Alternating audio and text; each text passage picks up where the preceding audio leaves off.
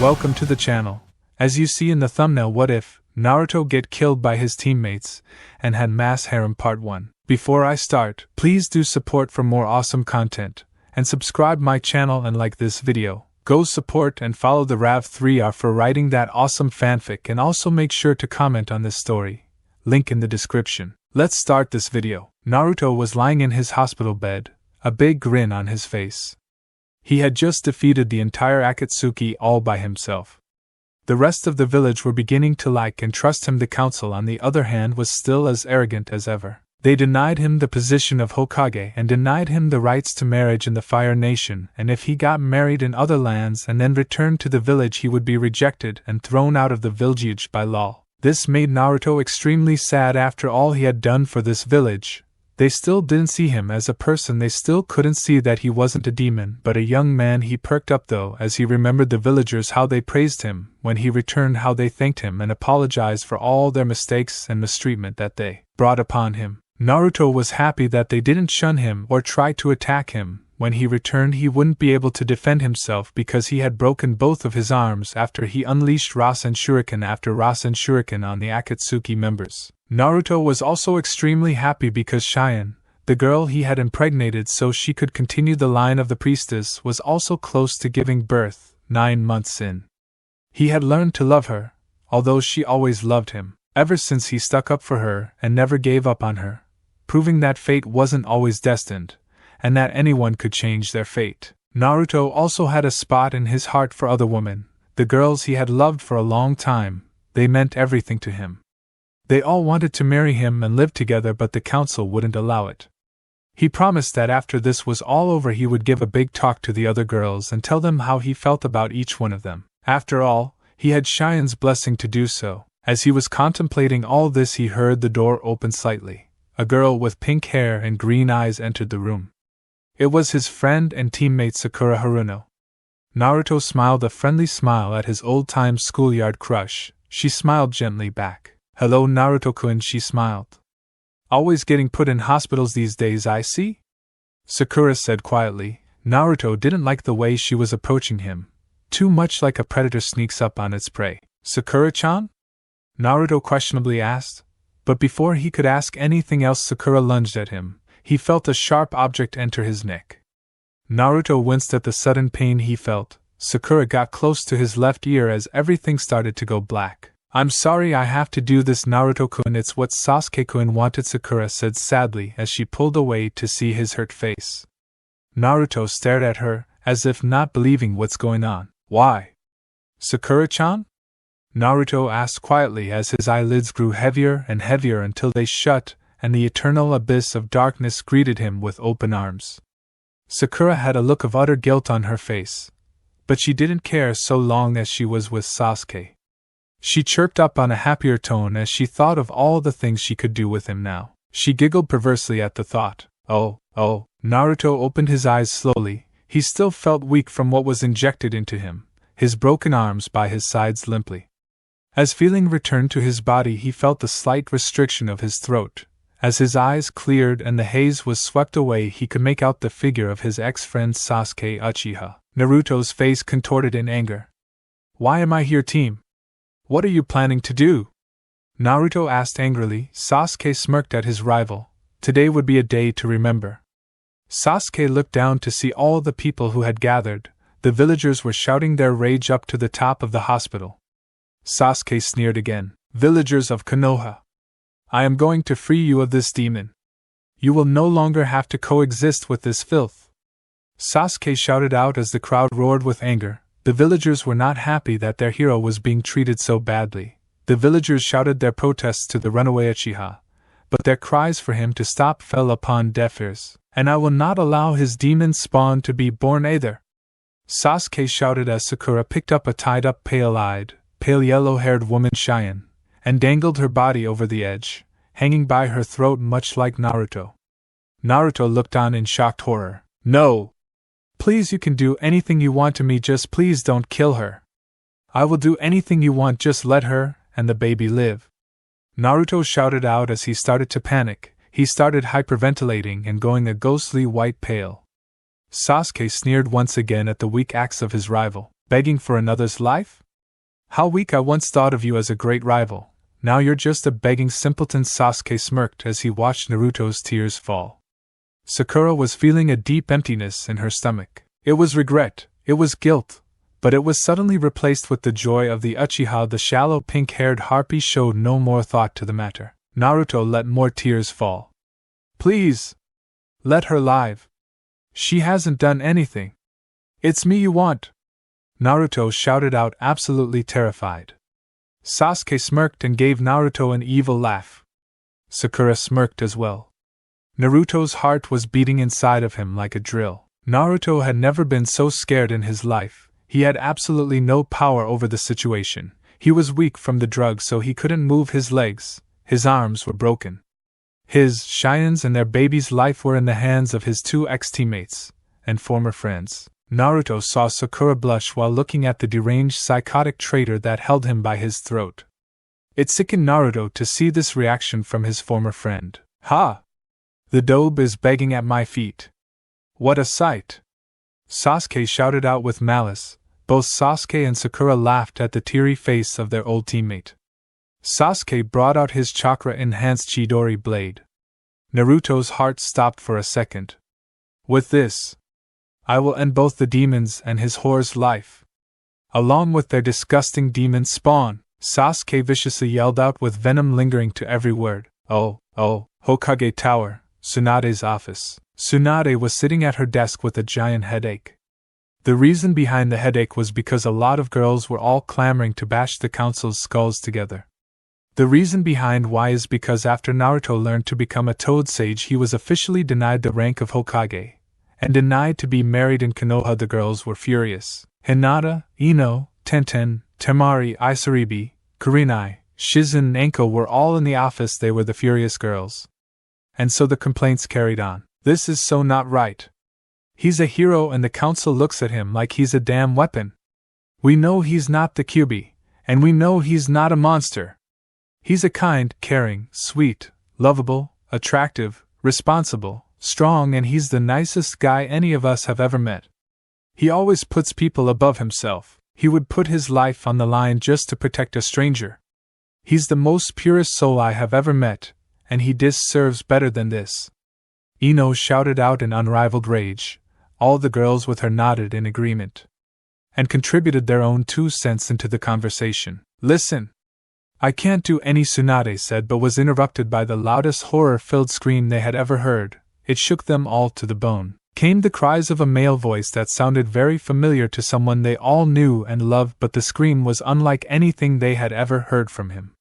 The cries came from the hospital roof. All the girls in the room hurried over to the window and gasped or yelped in shock horror at what they saw. Naruto was dangling over the hospital roof with Sasuke holding his neck. The truly horrifying thing they saw was that Sasuke had his other hand that was holding a blade lunge into Cheyenne's 9-month pregnant, thus instantly killing the baby. The girls spent no time staying still. They all rushed to the scene as fast as their legs could carry them. Oh, Naruto cried out in unrivaled sorrow. Cheyenne was wincing at the pain but crying heavily at the loss. She could feel that her baby was hurt during that blow. It was a motherly thing. She cried out her sorrow as Sakura smirked at the girl. Will you stop crying already? You're hurting Sasuke-kun's ears, Sakura said with an evil smirk. Sakura looked at Sasuke, who nodded back to her as if telling her yes. Naruto was still disorientated and crying hysterically. He then felt something falling through the air. His eyes snapped wide open and looked at Sakura. Cheyenne was no longer there. It took all his strength his body could produce to look downwards. He saw Cheyenne's bloodied, crippled body slumped across the pavement below. Ah! No! Cheyenne, no! Naruto cried out as tears fell from his face like there was no tomorrow. Naruto then felt a horrible piercing in his flesh. Naruto looked up to see that Sasuke had plunged the sword into his chest also. Piercing his heart, Sasuke dragged the blade through his chest, leaving him dying. Not even the demon fox himself could heal that wound. You're dying, Naruto Baka, and you're about to meet the fate of your horse, Sasuke whispered into Naruto's ear before releasing his grip around Naruto's neck. As Naruto fell from the high building, he started to see images of the smiling, happy faces of his loved ones. Oh, how he would miss all of them. Naruto landed with a sickening thud on the floor as the villagers ran to his side, screaming and crying out their sorrow. Hinata, Ino, Tenten, Temari, Kurenai, Anko, Tsunade, Shizen and Isaribi ran to his side with tears flowing down their faces. Ino and Tsunade tried their best to heal their love, giving him only precious seconds of time to talk to them all. "Girls, I have something I need to say," Naruto said weakly as all the girls inched nearer so they could listen to what he needed to say. All girls had tears flowing from them but denied themselves the need to cry. They needed to listen to what he had to say. "I'm sorry I couldn't keep up with my promises," Naruto said weakly. All the girls were crying heavily as they got as near as they could to Naruto to hear his final words. Blood started to leak from his eyes, nose, ears, and I love you all!" Naruto shouted as his body jerked, then went limp. Life left his eyes as they slowly shut. The girls couldn't keep it in any longer as they screamed to the heavens for all to hear their sorrow. "Naruto!" The girls shouted in unison as they all clung to his body, crying into his chest to come back, as if it could save him. There was a flicker red chakra that released itself from Naruto's. The girls didn't notice the red flicker of chakra that was released.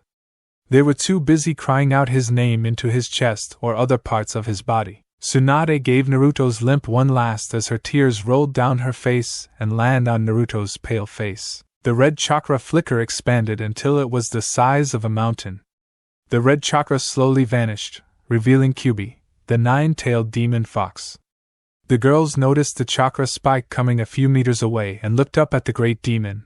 The most surprising thing they saw was that Kyubi was crying. She had a look of utter lose on her face. "Please do not be frightened, humans. I'm here to tell you that there's a way for you to see Naruto-kun again. Shinigami-sama has an offer to propose to us all," Kyubi said as a black swirl that was not of this earth made its existence into it. The black swirl kept spinning until a deathly visage exited it.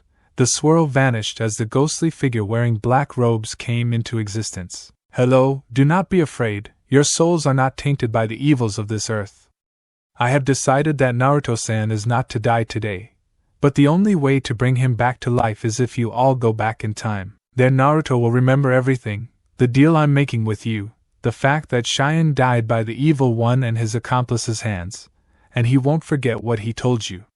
When I send you back, I want you to stop the lives of several people from dying," Shinigami said in a deep booming voice, filled with power and authority. The demon fox nodded vigorously. The girls were shouting their thanks to the death god as they cried tears of joy. "Then this is what is going to happen. I will send all of you back in time, including Kyubi.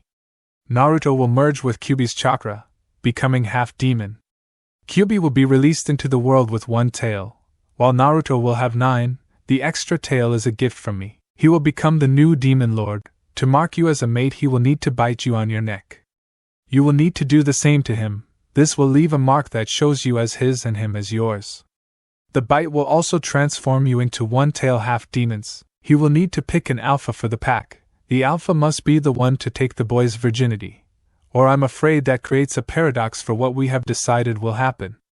So that you must decide now," Shinigami said as he crossed his arms, waiting for their answer. The girls blushed intensely, but although for a second, they needed to decide who deserved to be Naruto's alpha the most. It hit them all at the same time. "We want Hinata to be the alpha," Tsunade said along with everyone agreeing. Hinata blushed bright red at this. "Wym me?" Hinata stuttered as she tried to hide her face with her hands. She was blushing tremendously red. The other girls smiled kindly at her cuteness. They knew Hinata deserved this more than anyone. "Because Hinata-chan, you have loved Naruto the longest, you deserve to be the alpha more," Ino said with everyone nodding kindly at her. Hinata was blushing extremely red, but you could tell she was smiling, even if her hands were in the way. Thank you," Hinata said shyly as they all grinned kindly back. They hadn't forgotten about Naruto and Cheyenne dying, but they put that horrible fact at the furthest point within their mind, for they knew that they would see the two again. Shinigami nodded his head and began to speak. "Then it's settled. I have told Naruto who needs to be saved. It's up to him and the rest of you to right the wrongs that have been brought to your world. I apologize from behalf of myself and Kami for the mistakes made. Before I send you back in time, please sign this contract. This contract basically means that if you don't manage to succeed, then you won't go to hell. Your souls are too pure for that. And technically making a deal with Shinigami means that when you die you go to hell. This contract makes it so that rule won't apply to you all, Shinigami said as he handed them all the contract and a dark-looking pen to write with. After all the girls, including Kyubi, had signed the contract, they all felt extremely dizzy and faint. All the girls and Kyubi in fox form fell to the floor, unconscious. Their bodies started to fade and vanish. The Shinigami nodded his approval before receding into the now opening black swirl of darkness. The villagers were shocked and awed by what they just witnessed. They noticed Naruto's body and Cheyenne's body start to vanish too, until there was nothing there anymore. The villagers smiled happily that their hero got another chance. This would be a story to tell their grandchildren when they grew up. Oh, Naruto was sleeping in his apartment bed. He was sleeping quite soundly. Naruto felt a weight on his chest, so he reached his hand out to touch it. The weight ebbed fully as Naruto squeezed it. Naruto's eyes shot wide open as his eyes met with two red-filled orbs that stared with a look of wanting back at him. Naruto felt a lot stronger than he normally did. He felt as if he could do almost anything with this newfound strength and stamina. It was then that the memories of what happened to him and Cheyenne came rushing back to him. He shot up from the bed only to be gently pushed back down by Kyubi. Don't fret, master, the girls are fine, they're all fine. Are you okay? Kyubi asked with a lot of worry coming from her words. She could see that he was disturbed and confused. Even though Shinigami explained everything, and he understood it all, he was still feeling doubtful and unbelieving towards the situation. And no, Naruto stuttered as he brought his head into Kyubi's shoulders, crying softly as he clung to her body. Kyubi nuzzled him and caressed him with her tail as she tried to make him feel better. Even though Naruto knew Cheyenne was safe, and that everyone he loved were too, he still couldn't help but be traumatized by the situation. Do you feel any better? Kyubi asked softly as she continued to comfort him with her hold. Naruto didn't reply, so she continued to hold him, to make him feel loved. After a while, Naruto brought himself together, as he realized that whining and crying about the past wouldn't accomplish anything, and that it didn't matter because he knew all of his precious people were alive. I think I'm okay now. Although it may take some time for me to fully heal, Naruto explained as Kyubi nodded her head in understanding, and quickly drove her to him passionately and sweetly, letting him know he was loved. When they broke apart, Naruto was blushing up a storm, remembering his chat with Shinigami, how the ghostly creature had told him he'd be able to have his own harem. Kyubi-chan, Naruto said as she looked up into his face, smiling at him as she nuzzled into his chest. People who love me, I never knew the others love me so much as to be with me at the same time. Naruto thought as he blushed hard. I just wanted to get my feelings out there so I could feel better with myself. I never would have thought they all loved me. Naruto continued as he pondered upon his thoughts. So, when are you going to mark your alpha? Kyubi asked with a grin as she tried to lighten up the mood a little. She didn't know if it was too soon, but she wanted to make Naruto feel better, to allow him to forget the recent tragedy. I'm sorry, Kyubi-chan, but I don't want to rush Hinata into anything. I will let her decide when she's ready, Naruto said as he got out of bed. Kyubi got up also, blushing hard and trying to avert her gaze when she saw Naruto's new body. Naruto looked down in shock. He had 9 golden furry tails sticking out from above his backside. He quickly ran to the mirror to look himself over. He had blonde/golden hair with 2 blonde/golden fox ears sticking up from the top of his head. He was more muscle-bound, but with an athletic build. His eyes were still blue but with silted pupils. It was then that he remembered he had turned half-demon. Kyubi walked up behind Naruto for comfort. She wrapped both arms around her mate's waist. Naruto smiled as she at his shoulders. This was the first time Naruto had a good look at her. She was about a head bigger than Naruto was. She was about 21 years old with crimson hair, 1 crimson tail, and 2 crimson fox ears atop her head. She had a bust to size to her. She had cup-sized breasts that were round and gracious. She smiled as he sighed comfortably, seeming to relax a little. Although he knew he had no time for relaxing just yet. He pulled away from her slightly as she whimpered slightly at the loss of warmth. Come on, I need to get you some cloths. What sizes are you? I'll try to pick you out some ninja attire, Naruto asked as he got a pen and paper for her to write down her waist, bust etc. sizes. While Naruto got dressed, Kyubi wrote down her sizes. She also wrote what colors she liked, and what colors she liked to match the other colors she wore. Naruto came out of the bathroom dressed in his usual orange jumpsuit. He frowned at it. Orange, he liked jumpsuits. He did not. Kyubi handed him the sheet of paper and knelt down so she could give him quick love-filled. When she retracted, she saw the small smile on Naruto's face. Naruto turned and began walking until he heard Kyubi following him. Naruto turned around and gave her a genuine smile. Please wait here and wait for me to give you your cloths, Naruto said as Kyubi nodded a little sadly. She knew she didn't have cloths on, and that would be embarrassing, but she really didn't want to be on her own for too long. Anything you want me to do, master? Kyubi nodded as she sat down on the bed. Naruto blushed at the unintentional erotic sentence, but shrugged it off as he exited the room with Kyubi waiting for him. Naruto looked at the list in hand as he exited the room, and chuckled at what she wanted to wear. Naruto ran to the nearest ninja shop he could. He needed to do this all fast so he could go find his other mates. He noticed the date on a nearby information stand. Shit! It's team signing day tomorrow, Naruto exclaimed as he ran with unrivaled speed that not even Guy could match. Well, at least we all still have our strengths and knowledge from before we came here. That means that I have another 7 years to become even stronger. Naruto thought as he got even faster, becoming that of a blur to all onlookers. Oh, Hyuga compound, Hinata's room. Hinata had just woken up. She had tears rolling down her face. She needed to see her Naruto-kun. She got dressed into her usual ninja wear. After she was dressed, she dashed out of her room, out of the building, out of the compound and through the streets. One destination in mind. Casino hotel bedroom. Both Tsunade and Shizen had woken up in a casino resort hotel. Shizen got dressed quickly when she looked around. The sight that greeted her was extraordinary. Tsunade was an 18-year-old. She had the same bust size, but she defiantly looked younger. Shizen gasped at her master's appearance. Tsunade felt the change in both her age and her looks. She started to shake, not believing what's happening. She then burst out into tears of joy. This meant that she could have children with the man she loved. Shizen was by her side in an instant, stroking her hair and whispering sweet nothings into her ear. Tsunade was laughing with joy, as tears still continued to fall from her eyes.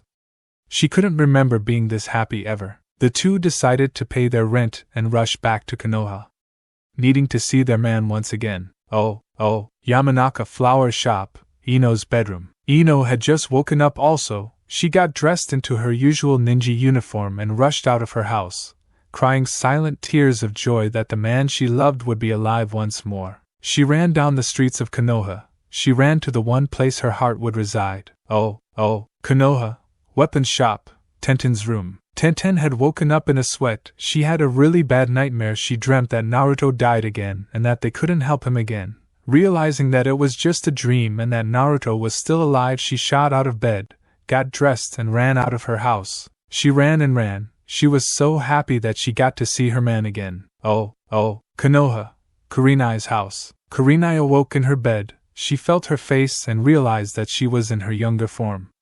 She dashed out of her house and ran for all she was worth towards the only man that she would ever allow to be with herself. She ran to her love, she ran to her man, she ran to her sanctuary. Konoha, Anko's house. Anko awoke in her bed. She remembered all that had happened in her future timeline and she ran towards the house of the one man who ever treated her like she was more than the snake whore, the man that treated her fairly, the man who risked his life and almost lost it in protecting her. She ran with happy tears streaming down her face. She needed to hold her love once more. She needed to feel his embrace.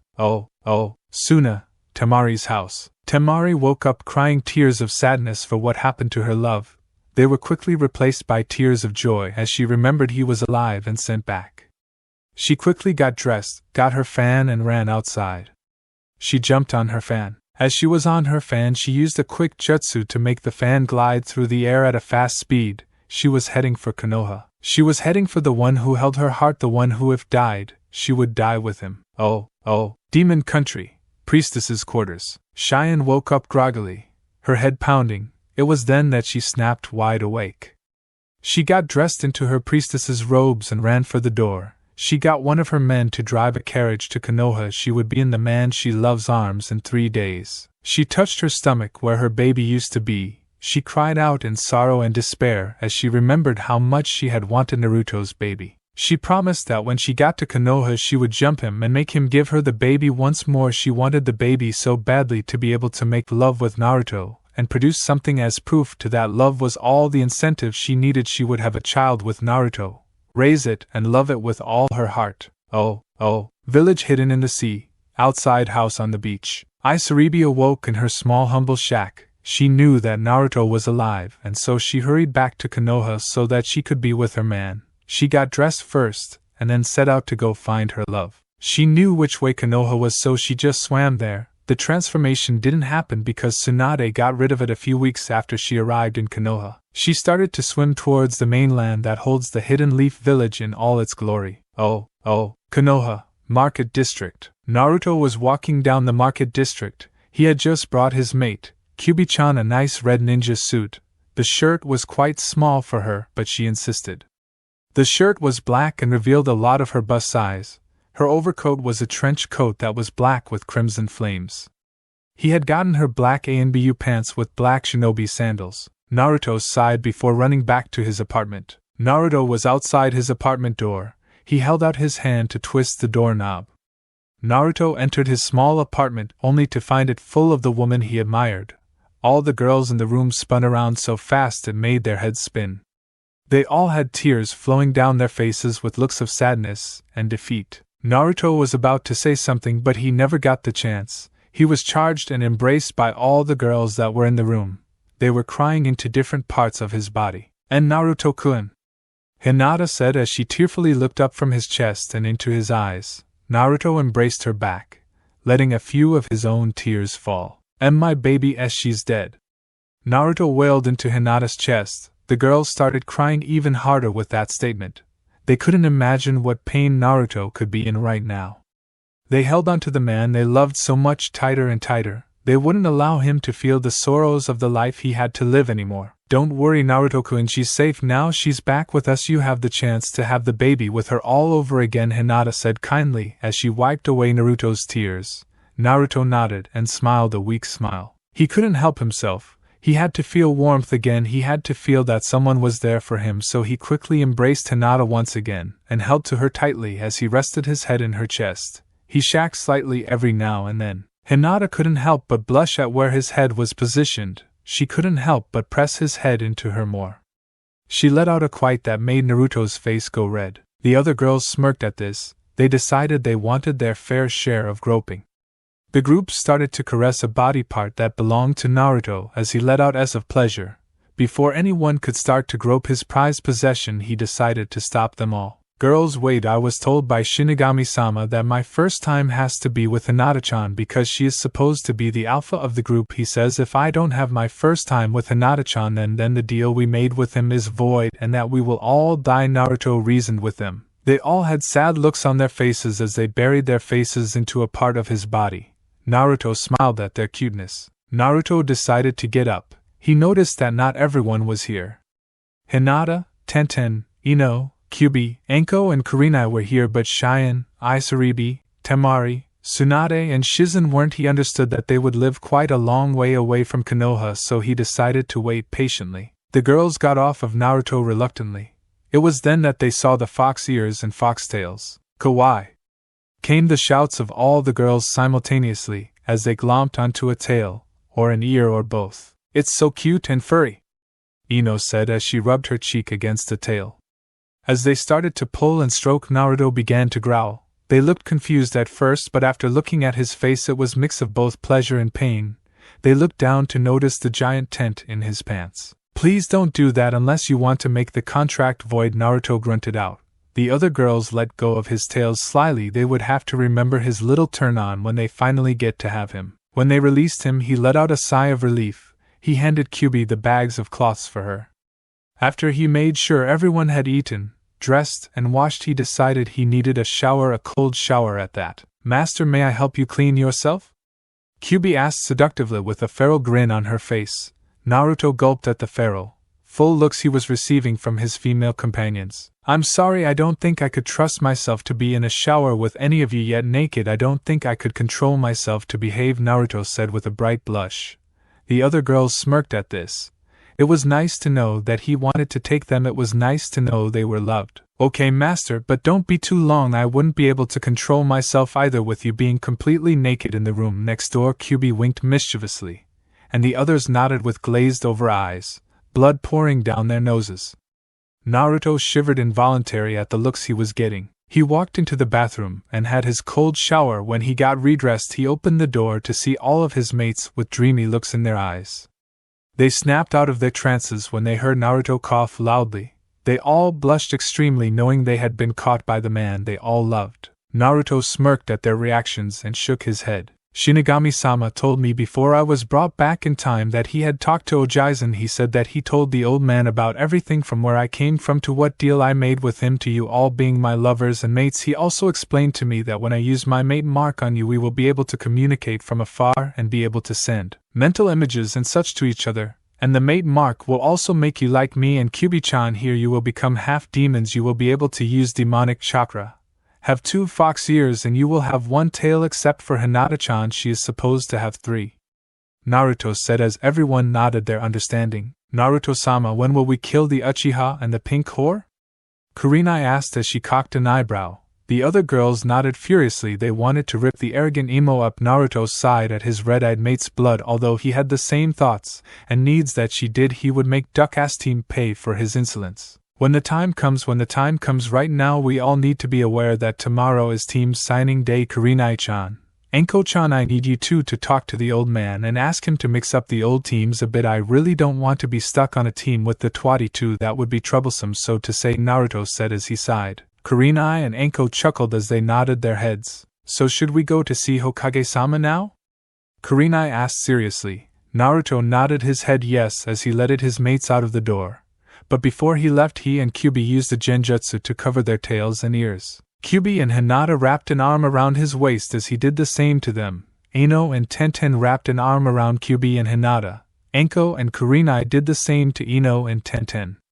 The group walked through the crowd, stunned that the demon spawn had so many admirers and that some of them were from decent families. It sickened them to watch the Hyuga princess, and the next in line for the heir to the Hyuga household, walk through the streets holding on to him like that. Hinata and the other girls saw these glares and leveled their own back at them. Naruto smiled sadly. He may not have the villagers' respect or liking in this time, but he knew he would earn it. "Don't worry, girls, they'll see what I really am when I'm older. For now, I just need to prove my strength and loyalty," Naruto said kindly as he gave a reassuring squeeze to both Hinata and Kyubi. "I will not have these simpletons believe you to be a bad person, master. You're the purest soul to have ever graced this earth with your presence," Kyubi shouted out as she sent glares to the ones that snorted. "I'm not that great a guy," Naruto blushed as he looked away to hide his blush. Hinata and Kyubi squeezed him closer to them. "Yes, you are, master. We heard you begging for the life of Cheyenne to be saved. You would have rather died there and then and let that be the end of it rather than watch her die again. We know how big your heart is, Naruto-sama. Don't deny yourself the honor that you so greatly deserve," Kyubi said as she smiled at Naruto's embarrassed blush. The other girls smiled at it too. "Kyubi-chan? Why do you call me master and sama?" Naruto asked her. Everyone smirked at this. They knew why Kyubi called him master. Sure, they would call him master and sama sometimes to show their degree of love for him, but Kyubi called him master because of other reasons also. "The reason I call you master is because I believe I have done you great wrongs. Because of me your life has been so horrible and abusive, so I call you master in a show of respect. I love and respect you too much for me to call you kun, so therefore I will always refer to you as master or sama," Kyubi said as she hugged him to her closer. Naruto smiled sadly. He didn't think that she did anything wrong. If anything, right now she was making his life better. If it wasn't for her, then he wouldn't be here right now. He wouldn't have the love of 11 beautiful women, and he sure as hell wouldn't have been happy. "Kyubi-chan, you have done nothing wrong to me. In fact, you've made my life a lot better. I don't think I could live much longer if I had to live in that world of hate. But now I have more people to protect, and a lot more power to protect them with, so please don't feel bad about all of this. I'd hate it if you were to blame yourself," Naruto said kindly as he ran his hand and stroked her waist. She quietly ate at the warm contact of her lover's hand. Naruto smiled at his mate's reaction. But I will still call you master because you are the only man I would ever deem worthy to call master, the only person I would call master, the only man I would ever give myself to, Kyubi said seductively, as she removed her hand from his waist and moved it slowly down to his hips. Before Naruto could protest to her actions, she grabbed a hold of his precious manhood. You see this, people? This is where my babies come from. Kyubi shouted out for all to hear, the people looking at her through looks of detest and disgust. Naruto went red in the face, and the other girls giggled. The group made their way through the crowd of leery civilians who shot the group dirty looks. The group found their way to the Hokage tower. They all went up to the Hokage's office and waited outside until allowed in by the old man's secretary. The secretary came out of the Hokage's office and motioned for the group that they could see him now. Naruto and his partners entered the room to see a pale old man shakily smoking his pipe. Naruto smirked at the old man's incapability to handle rough news. When Naruto sat down, the girls around him sat down in a chair and scooted it so they sat next to him. Sarutobi looked up from his paperwork and looked at the blonde boy who was apparently 19 in mind but 15 in body. Hey Ojaizen, Naruto said in a happy demeanor. He would have embraced his surrogate grandfather, but he decided the old man needed time to adapt to the situation. Sarutobi smiled and stopped his shaking. He wasn't scared, but he sure was shocked. So Naruto, is it true what Shinigami-sama says? That you're actually 19 and that all these women and more are to be your mates? Sarutobi asked as he took another puff from his pipe. Naruto nodded happily. Yeah, old man. These are my loves Temari, Isaribi, Cheyenne, Tsunade and Shizen are on their way, Naruto said happily as the other girls giggled at his happiness. They loved to see it when he was happy. Sarutobi got a minor nosebleed that he wiped away with a small cloth that he always keeps in his pocket. Naruto glared at the perverted old man's way of thinking. This glare earned a chuckle from the old man. Let an old pervert have his fun, Gaki, Sarutobi joked as he put the cloth away. The other girls glared at the old man for calling their Naruto Kuinagaki. He's 19 emotionally and in his mind. And his body is strangely toned and built like his 19-year-old form, but he's still small like he was back then. Kurenai wondered. Sarutobi chuckled at that. Well, seems as though he's 19 emotionally and in his mind, then I guess he's able to marry. Sarutobi chuckled loudly. The entire group blushed bright red at that. Old enough to kill, old enough to drink, gamble and have, Sarutobi continued as he chuckled louder. The girls blushed even further at this point. Are you saying that we can marry and Naruto-kun?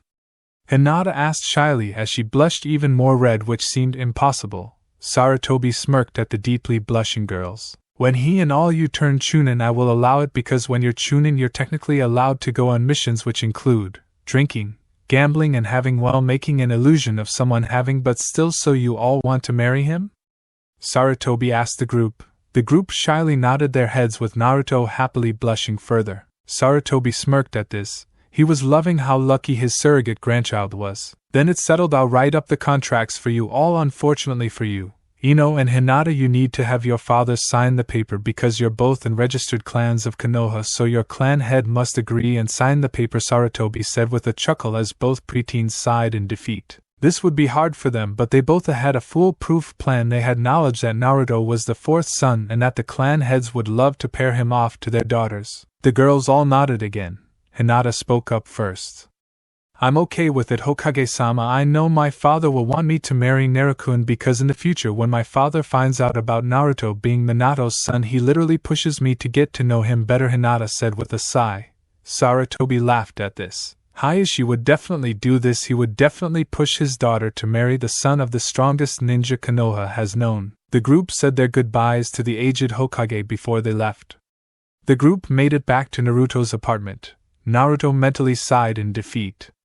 How was he going to get 7 girls to sleep comfortably in his small apartment? Okay girls, this is what I'm going to do, Naruto said as he gained the attention of the group. First I'm going to go back to Ojaizen's office and pick up some money from my inheritance, then I'm going out to buy a decent-sized house. Old man won't allow me the Namikaze compound until I turn chunin, Naruto said as he walked back to the office of the Hokage.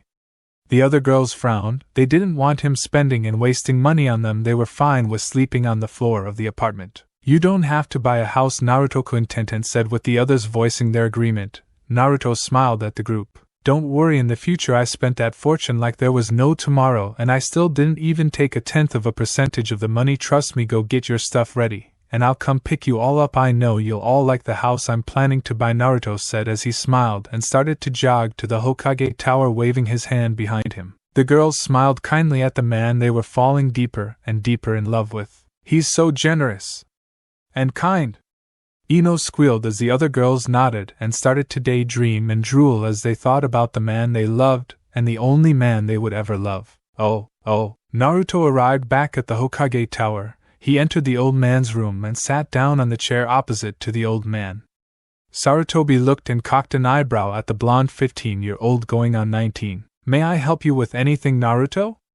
Sarutobi asked as he took a puff from his pipe. Naruto nodded his head. "I would like my inheritance excluding the house. Of course I know I'm not allowed to enter the grounds honorably unless I'm Chunin," Naruto said in a serious voice. Sarutobi studied the blonde before nodding his head in acceptance. He went over to the picture of the fourth Hokage and sided it open. Behind the picture was a metal safe that had a dial with numbers painted on the edges of the dial.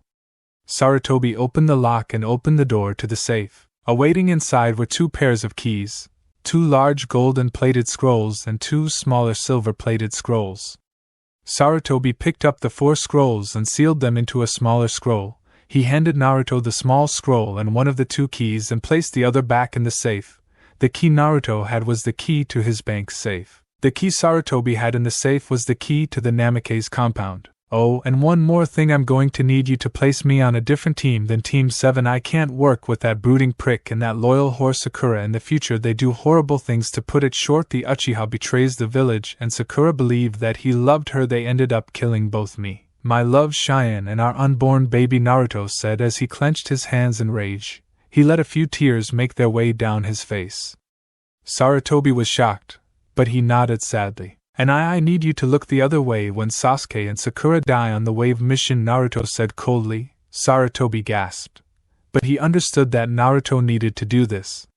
Shinigami said that Naruto needed to right a lot of wrongs. Sarutobi nodded once again. "Thanks, Ojaizen. As soon as the Chunin exam is over, I expect to be given the keys to my compound," Naruto stated as he left the Hokage's office, saying his goodbyes to his surrogate Ojaizen. Sarutobi sighed at this. Naruto was out for blood and revenge, and he couldn't blame him for doing it. Naruto entered the bank with his father's money in it, and took out a reasonable amount. He left with people staring at him with wide eyes. They had just found out that the demon child was the 4th son. Naruto walked through the village, blocking out the hateful glares he received from the general public. Naruto was surprised to say that he had a crowd of civilian girls following him with hearts in their eyes. "Am I really that good looking now?" Naruto asked himself as he walked through the village. In a comical fashion, Naruto met up with a certain Uchiha who also had his fangirls following him.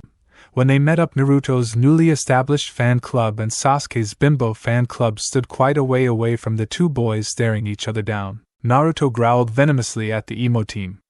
"I can kill him on the wave mission. I can kill him on the wave mission," Naruto repeated through his mind. He had a lot of willpower to show no emotion to the man who killed his lover, his baby, and himself in the future. Sasuke just smirked at the blonde-haired dobe.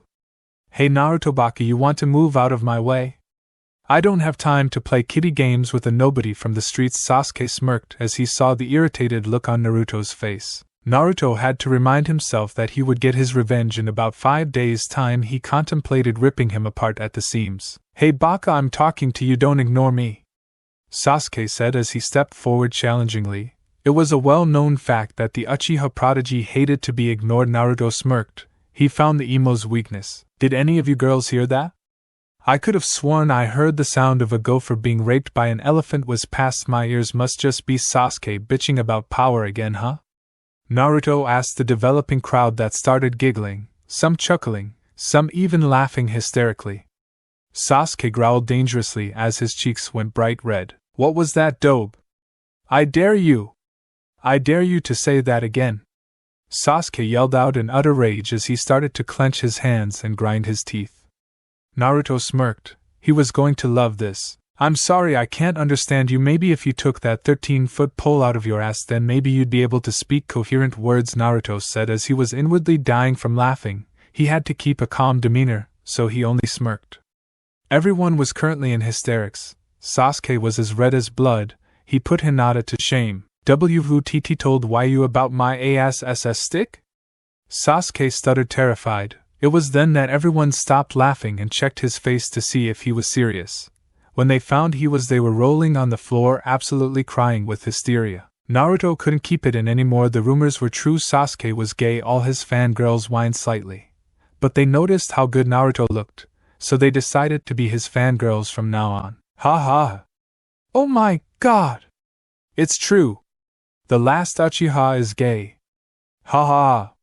Naruto shouted out as he was left crying on the floor. Sasuke almost passed out from embarrassment, but he wouldn't allow the class's dead last to outdo him. Sasuke charged while screaming a death cry.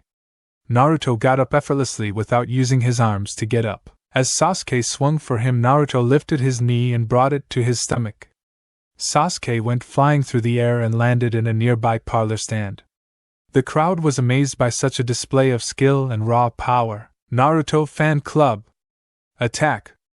A random girl in the audience shouted as all the girls in the crowd ran towards him. Naruto jumped up onto a nearby roof to escape the swarming fangirls. Naruto ran to the house's destination that he had decided on buying. 5 minutes later, Naruto had arrived at the house. The word house was a joke. It was actually a mansion. When Naruto was younger in his past life, he used to walk past that house every day admiring its beauty. The man inside was selling it to whoever had the cash at hand. Naruto opened the gate to the mansion and walked to the top of the small hill that the house was built on. Naruto knocked on the door and awaited for an answer. The door started to open, and what greeted Naruto was a rather skinny man with a slight baldness at the top of his head. The man was wearing an upper-class civilian suit. The man smiled gently at the small boy. "And how may I help you, dear boy?"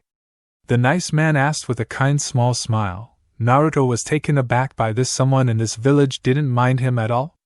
Someone was actually being nice to him? Oh, yes, actually. "Before you start, this is not a joke. I am here to purchase your house," Naruto said as he pulled out his frog wallet. "It's no longer a purse. Get over it, Raffle." The man stared in awe at the money the young boy had. The man was actually speechless, so Naruto had to start the conversation. "I saw the sign outside the house that says for sale, and I would like to buy your house. I believe the price was 6 million ryo?" Naruto asked, and the man nodded dumbly. Naruto smiled kindly as he handed the money to the man.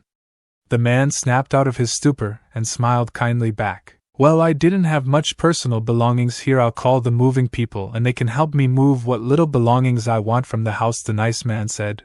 Naruto nodded. "No problem," Naruto said as he grinned widely as he rested his arms on the back of his head. 1 hour later. "Well, I think that's everything. The house is now in your name. Here's the papers to prove that, and I guess I wish you all the best. See you around, kid," the nice man said as he rode in the carriage that was driven by a servant of some sort. The other 5 carriages carried the rest of his belongings. Naruto smiled as he exited his house and locked up the gate. He ran across the rooftops as fast as he could to get to his apartment where his mates are. Naruto made it to his apartment in less than 30 seconds, and he had to run from the far end of the village where all the rich people live to the other edge where all the poor people live. Naruto opened the door and walked in only to see all the girls hanging around his room, most of them naked or half naked. Naruto had to shut his door quick before anybody saw. When he turned around, nosebleed evident on his face, the girls glommed him. The girls started ing random parts of his body as they clung to said part. Naruto was getting passionately ed by Ino, who was on his chest. Ino's tongue forcing its way into his. Naruto ed as Ino started to lick around the walls of his.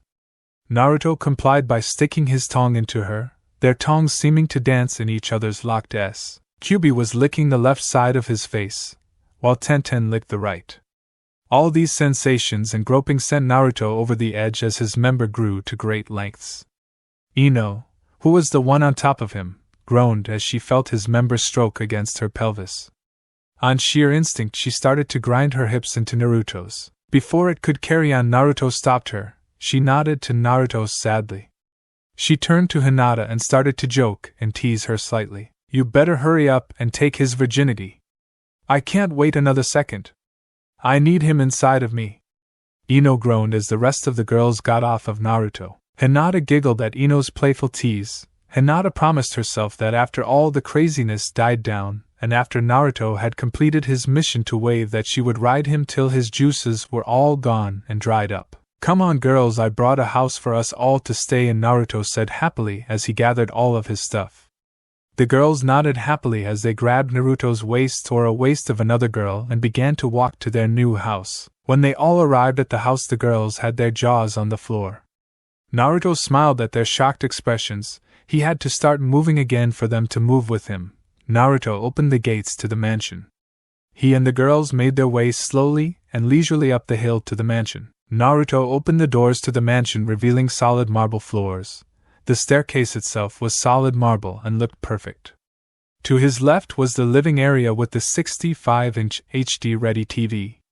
A nice pearl white sofa that went in a straight line and then turned at a 90-degree angle. The flooring for the living room was a royal red rug that felt pleasant to the feet. To the left of the main hall was the kitchen area.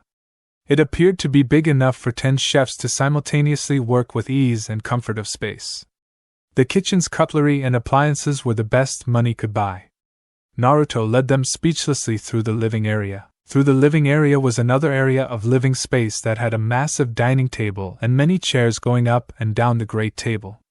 It was clearly the dining room.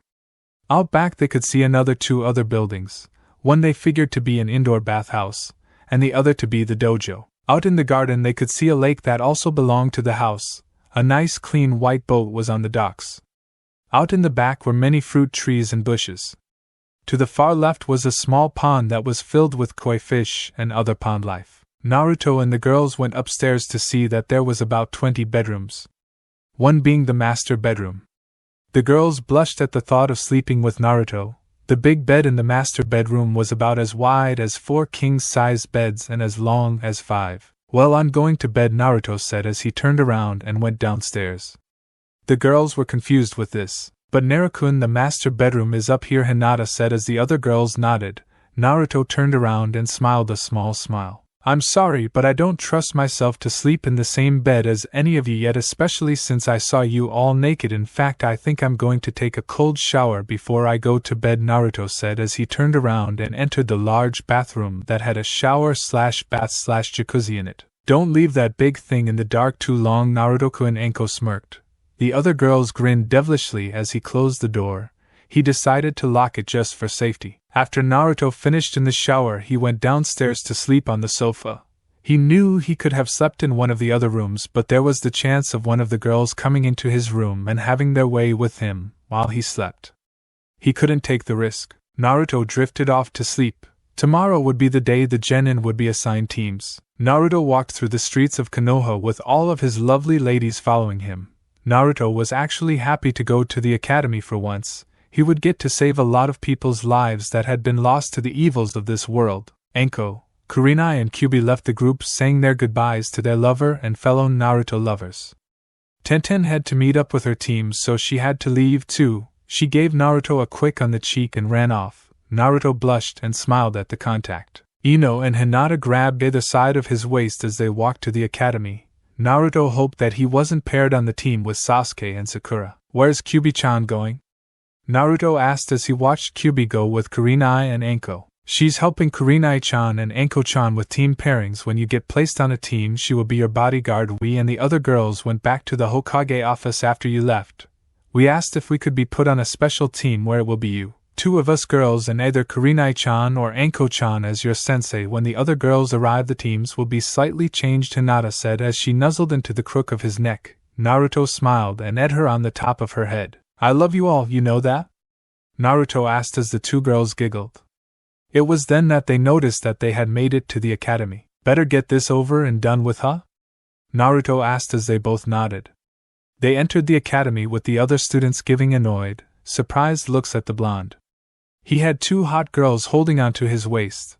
They felt confused as to why strong, cute kunoichis like them would want a dead lass like Naruto. The girls gave glares to the ones they heard say something bad about the man they loved. The 3 entered the class and all talking stopped. The entire class looked to the front. Some of the girls had hearts in their eyes as they saw Naruto walk in. They had seen Naruto without that god-awful jacket on. To say they were surprised at how well defined he was an understatement. Ino and Hinata started to glare at the girls, drooling as they looked at him. Naruto now had lost all baby fat that he once had, it was now all muscle. The three sat down quietly as to not direct too much attention to them, but Sasuke was having none of it. "Hey blonde baka, why are you here?" "Last I heard you failed," Sasuke said arrogantly. Naruto smirked, he had a perfect comeback. "Oh, didn't you hear, Yaoi-team?"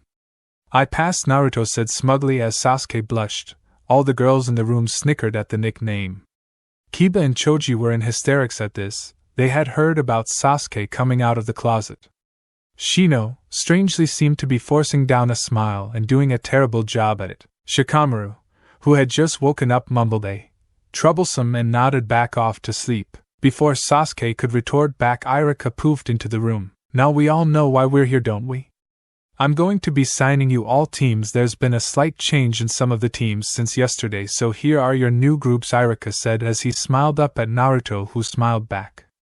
Irika went through all the team until he got to Team 7. Team 7 will consist of Sasuke, Uchiha, Sakura, Haruno. Irika didn't get to continue before there was a wooing being made by Sakura. "Oh yeah! Suck it, bitches, he's mine!" Sakura shouted out in glory. The other girls started to snicker before it turned into hysterics. Sakura was confused at this point. "You can have him! Didn't you hear? Sasuke is fairy boy!" A random girl in the crowd said as laughter erupted. Sasuke blushed immensely and tried to hide his face under his desk. Sakura looked very confused. "Fairy boy is a term used for gay people. It's an expression just like coming out of the closet. Hope that helped ya." Tongue sticking out. "As I was saying, Team 7 will consist of Sasuke, Uchiha, Sakura, Haruno, and Sai. He strangely has no last name, and your Jonin instructor will be Kakashi Hatake," Irika said with Sai using a fake smile. Naruto almost laughed out loud upon seeing his ex-teammate. He remembered how annoying he was. Everyone in the room looked at Sai. He was quite strange to them. "Stop looking at my, it's not yours to look at," Sai said, smiling. Everyone growled at this. Naruto broke out laughing, and so did Hinata and Ino. They remembered how Naruto told them how Sai used to be. "Anyway, Team 8 will consist of Kiba, Inuzuka, Shino, Aburame, and Gensi Uzi. OC, your Jonin instructor will be Kurina Yuhi," Irika said as he pulled out a large ruler. He swung the ruler, and it bopped Shikamaru on the head. He awoke from his sleep with a startle. "Stop sleeping in my class!" Irika shouted out as his head suddenly grew 5 times its usual size with a vein above his right eye. Shikamaru sighed in defeat. It was too troublesome to say troublesome. Ironic? Sasuke stared at the stick Irika was holding up and started to drool. He let an involuntary shiver go through him. Naruto saw this and broke out in hysterics again. Everyone else was confused but decided to ask later. "Anyway, Team 9 is still in commission, so I'll skip to Team 10. Team 10 will consist of Shikamaru, Nara, Choji, Akimichi, and Amy Abizi. OC, your Jonin instructor will be Asuma Sarutobi," Irika said as Shikamaru looked at his best friend and smiled. Choji smiled back at him. "Team 11 will consist of Naruto, Uzumaki, Hinata, Hyuga, and Ino Yamanaka. Your Jonin instructor will be Anko Mitarashi," Irika said with a smile as he looked up to see his favorite pupil. Naruto smiled back as Hinata and Ino hugged him. Irika was beyond surprised. Was Naruto dating both Ino and Hinata? The group sat and waited for their Jonin instructors to arrive. Naruto decided to have some fun. "Hey Shikamaru-san, you're smart. If Sasuke admits to being gay and the girls find out about this, then how many fangirls should he have left?" Naruto asked. Shikamaru smirked and decided to go along with his friend's little joke. "Just the one, Sakura Haruno," Shikamaru said as the other girls started giggling. Sakura just sent an irritated look to Shikamaru. "My Sasuke-kun is not gay!" Sakura shouted out. Sasuke looked at her angrily before going back to brooding. Naruto nudged both Ino and Hinata. They looked at him as he started to imitate Sasuke in his stance. Naruto just sat there pretending to brood. The others laughed at his antics. At this moment Anko was the first to arrive. She looked at Naruto and blushed. Naruto smiled back at her. Everyone besides the to-be Konoha 12 glared at him. He was on a team with 3 hot women while they had to live on a sausage fest team. Team 11 rounded the corner to the classroom before Anko grabbed Naruto's jacket and pushed him to the wall. Naruto didn't get chance to speak because Anko had knelt down slightly to bring him into a passionate. After a minute Anko had to let go before any of the other Jonin instructors arrive. If she was caught making out with a 15-year-old genin, it would have been the talk of the village. As much as I would like to stay like that all day, we have things to do, Anko said with a smirk. Naruto nodded his head as he blushed. The group made their way to a tall building near the Hokage Tower. Okay, I know everything about all of you and you know everything about me, and I know that you could easily pass any tests I throw at you, so instead of doing any tests we're going straight to C rank missions. I say C for now, we don't want to cause too much suspicion, we need to react realistic when it comes to strength level. Apparently there's a mission coming up, Sarutobi-sama says. It's said to be a C rank, but it's actually an A rank. He referred to it as wave mission. He said you'd understand, Naruto-kun, Anko said as Naruto nodded his head. It's the mission I had in my past life with Team 7. The client hasn't got enough to pay for an A rank, so he lies and says it's a C rank. We encounter two guys that don't deserve to die. One name's Zabuza of the Bloody Mist, and the other is Haku. Haku was the person who helped me fulfill and complete my nindo to protect my precious people at all costs, Naruto said with a smile and a faraway look. The girls smiled back at this look. So anyway, until this mission we are to train, even if it's only D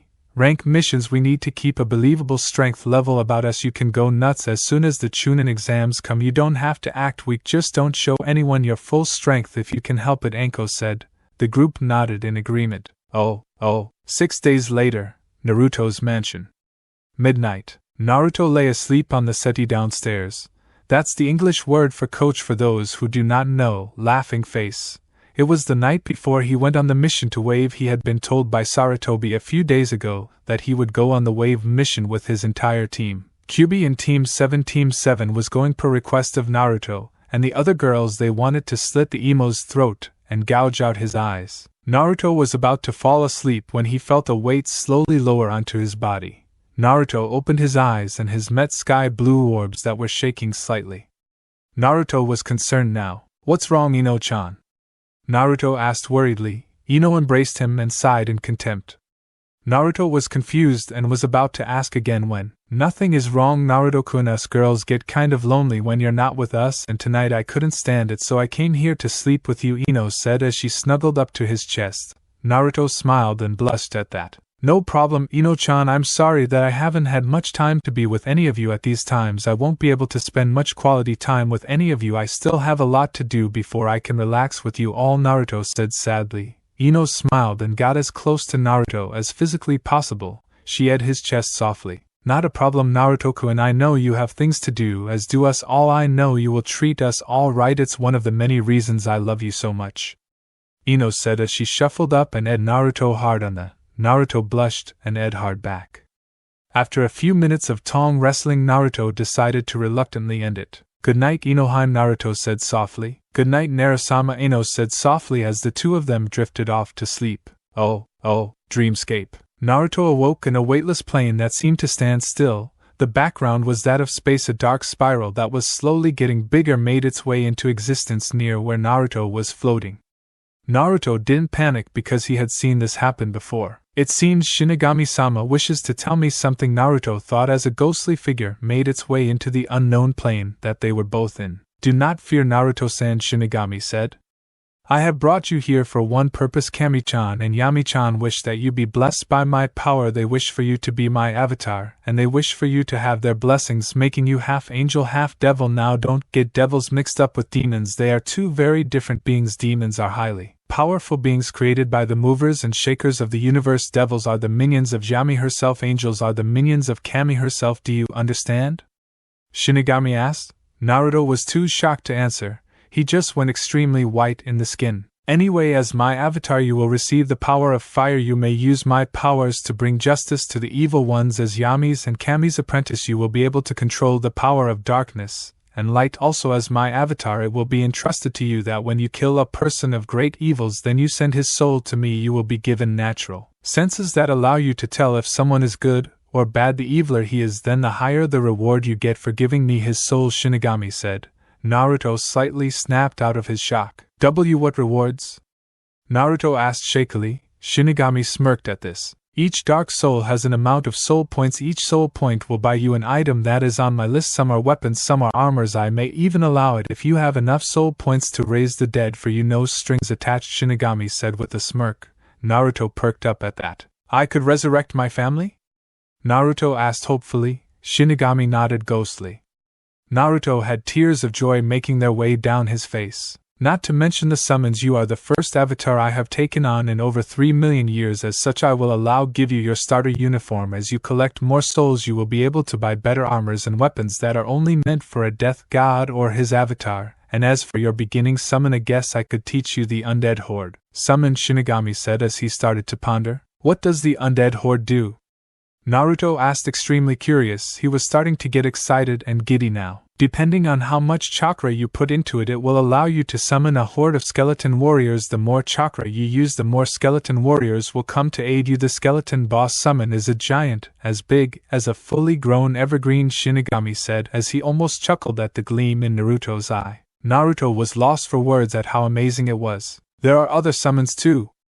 Naruto excitedly asked. He was practically bouncing of a non-excitant floor.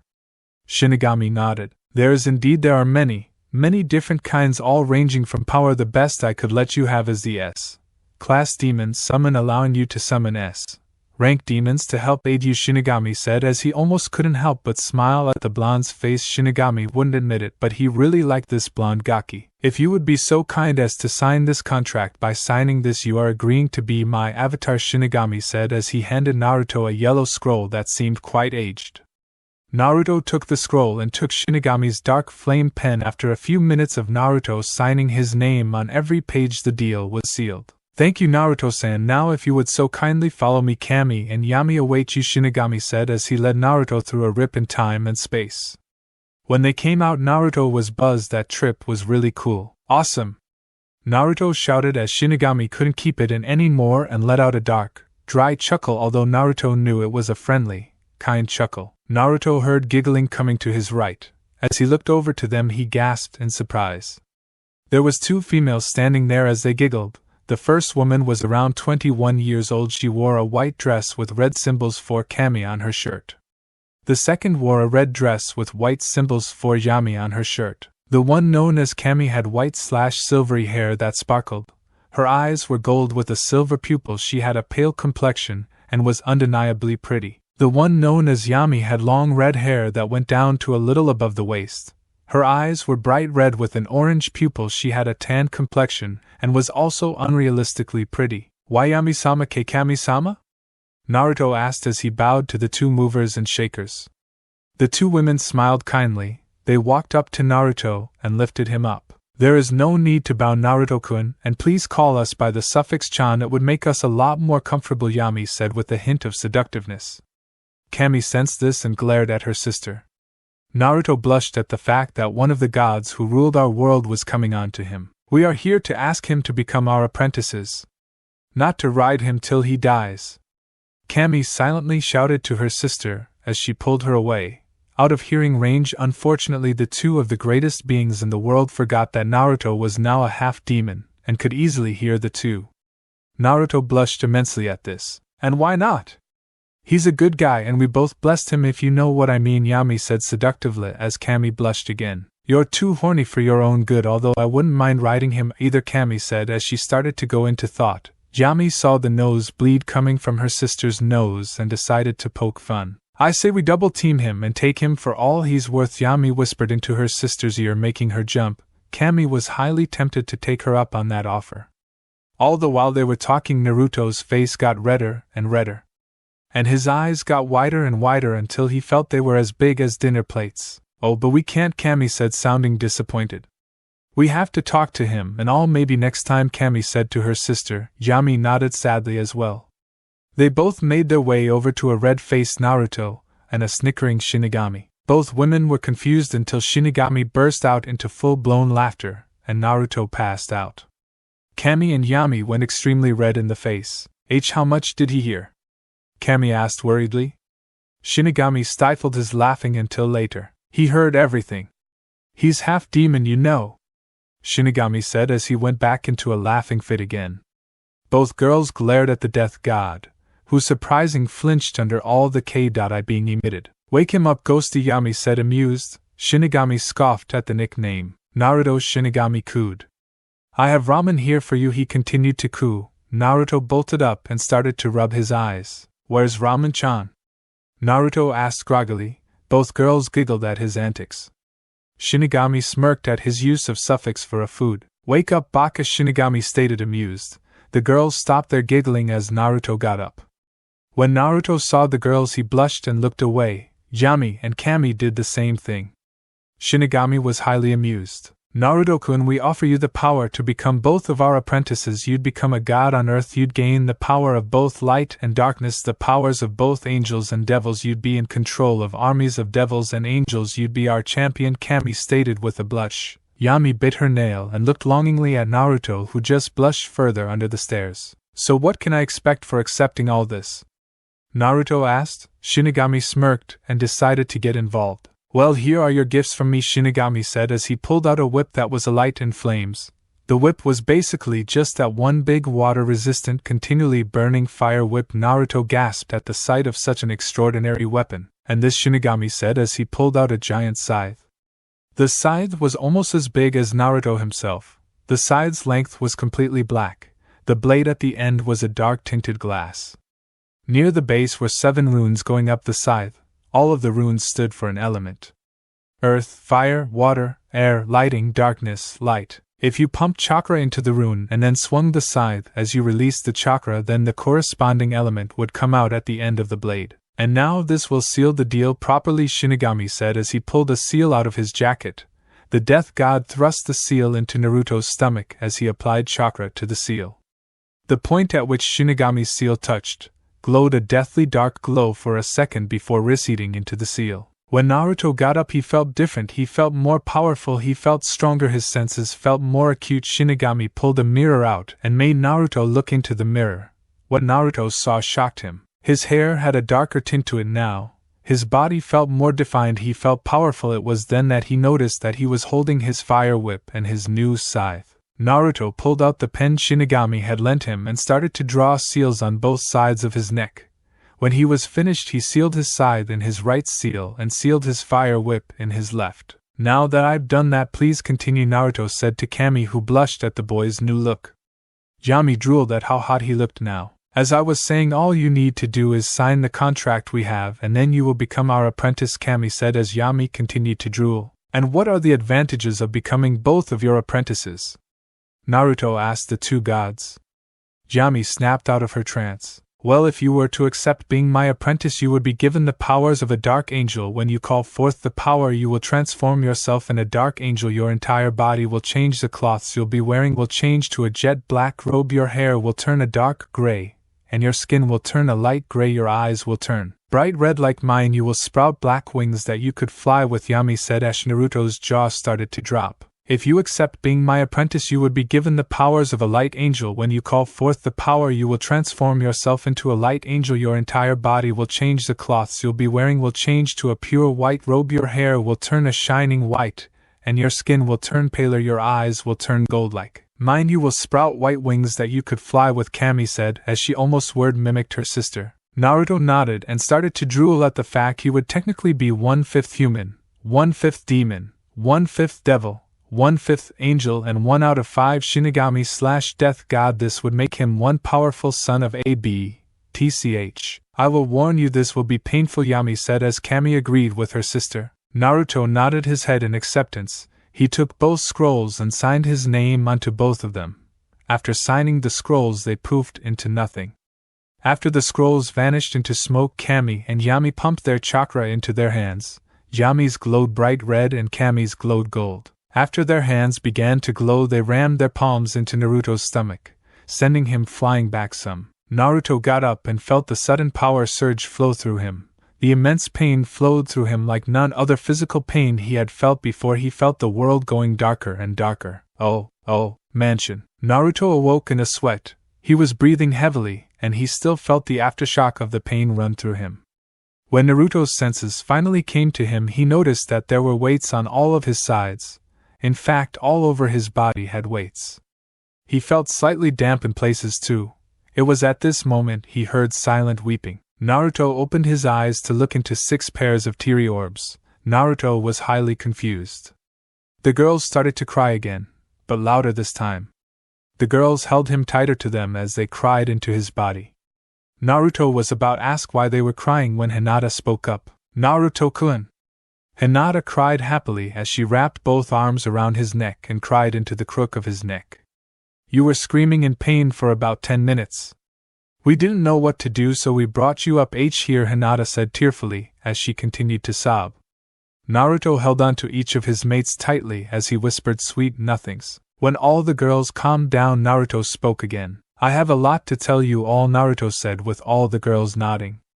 Naruto went on to telling them that he was now Shinigami's avatar, both Kami's and Yami's apprentice, and even how if he killed enough evil people and sealed their souls, then he would be able to raise his family from the dead. The girls all gasped at this and held him closer. They were happy that he would be able to see his family again.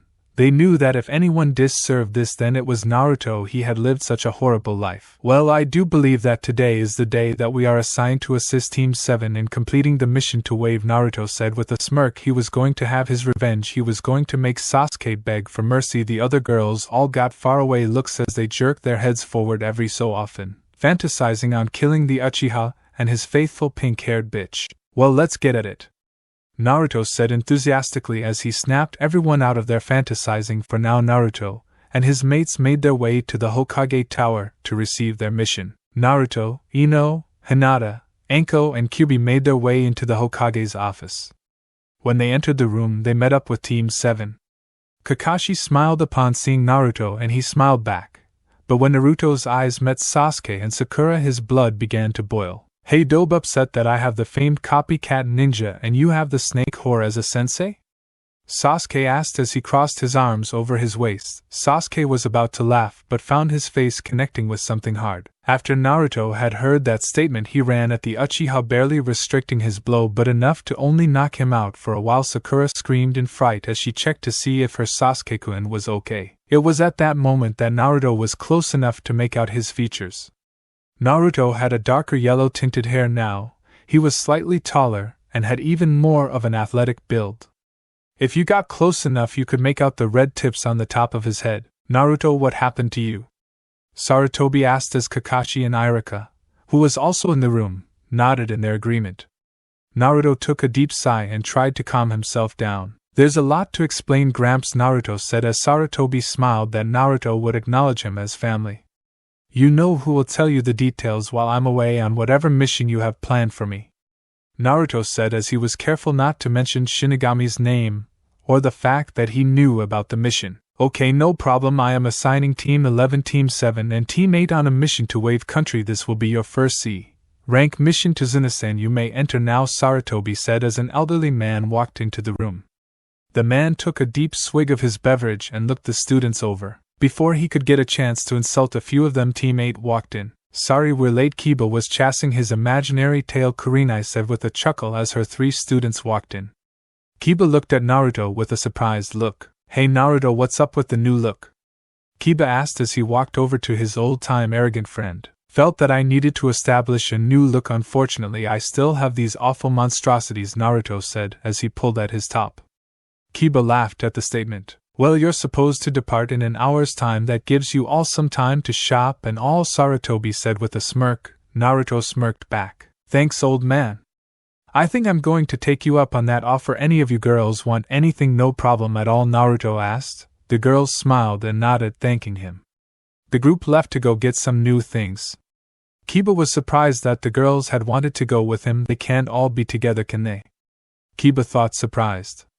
Nah, Kiba said, washing the thoughts from his mind. Tazuna was still quite drunk, so he looked around the room. He saw an unconscious Sasuke and a frantically overreacting pink-haired girl running around the room screaming that he was dead. Tazuna felt the need to be sick from his overdrinking, so he ran over to the corner of the room, the same corner the arrogant Uchiha lay unconscious. Tazuna was sick all over Sasuke, the majority landing on his face near his open A/N. Owned. After Tazuna was done barfing up his morning breakfast, Sakura was starting to become sick at the sight. She ran to the nearest bin and decided to blow chunks. If we are all quite done with defiling my room with your body fluids, then I will ask you, Tazuna-san, to meet your ninja protectors at the north gate of this village in an hour's time, Sarutobi said, irritated, as he watched his new carpet become ruined. Tazuna drunkenly nodded as he made his way out of the room. Ironically, Sasuke woke up to a horrible taste in his after fully realizing what it was and how he may have swallowed some in the process. He was sick all over again. spewing his breakfast and Tizunas all over Sarutobi's new carpet. Will everyone stop being sick on my carpet? Get out! Sarutobi shouted in anger and irritation. Sasuke and Sakura ran out of the room scared out of their side as he looked at the atrocious mess. Sarutobi pushed a button to the mic on his desk. Suzy, I hate to ask you this, but there's been a really bad mess made in the room and God, it smells.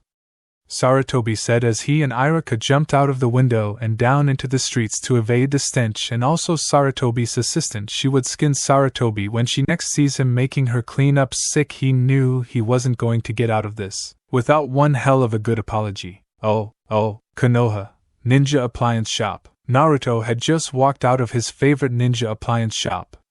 He wore black A&BU trousers with a black mesh shirt that showed off his figure. He wore black sturdy shoes that had a metal finish at the end of the boot. The metal part at the end of the boot had a slit in it. If chakra was pumped into the metal, then a 4-inch blade would come out at the end. Everyone else wore similar things to Naruto except in different color or sizes.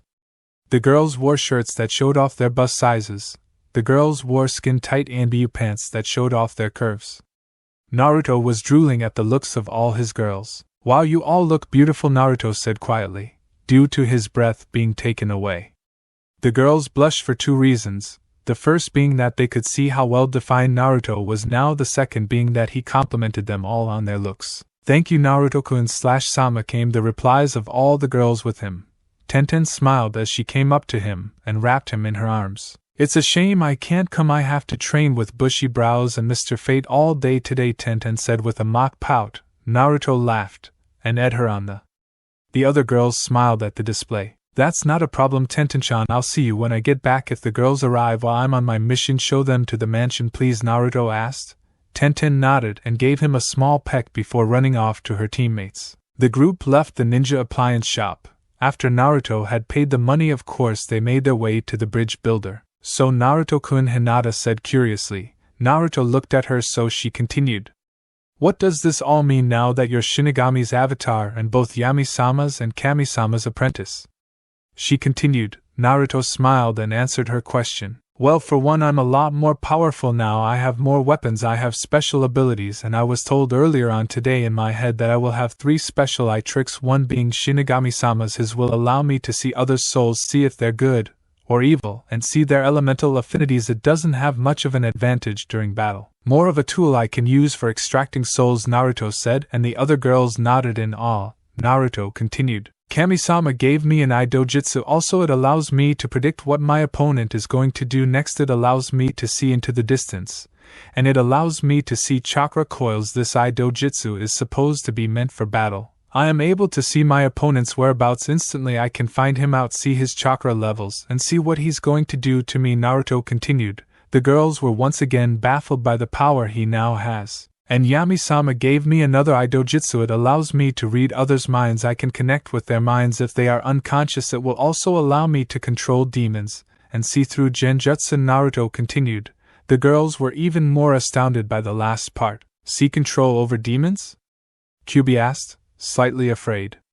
Naruto frowned at this. You know I would never try to control you, don't you? Naruto asked. Kyubi shot up at that.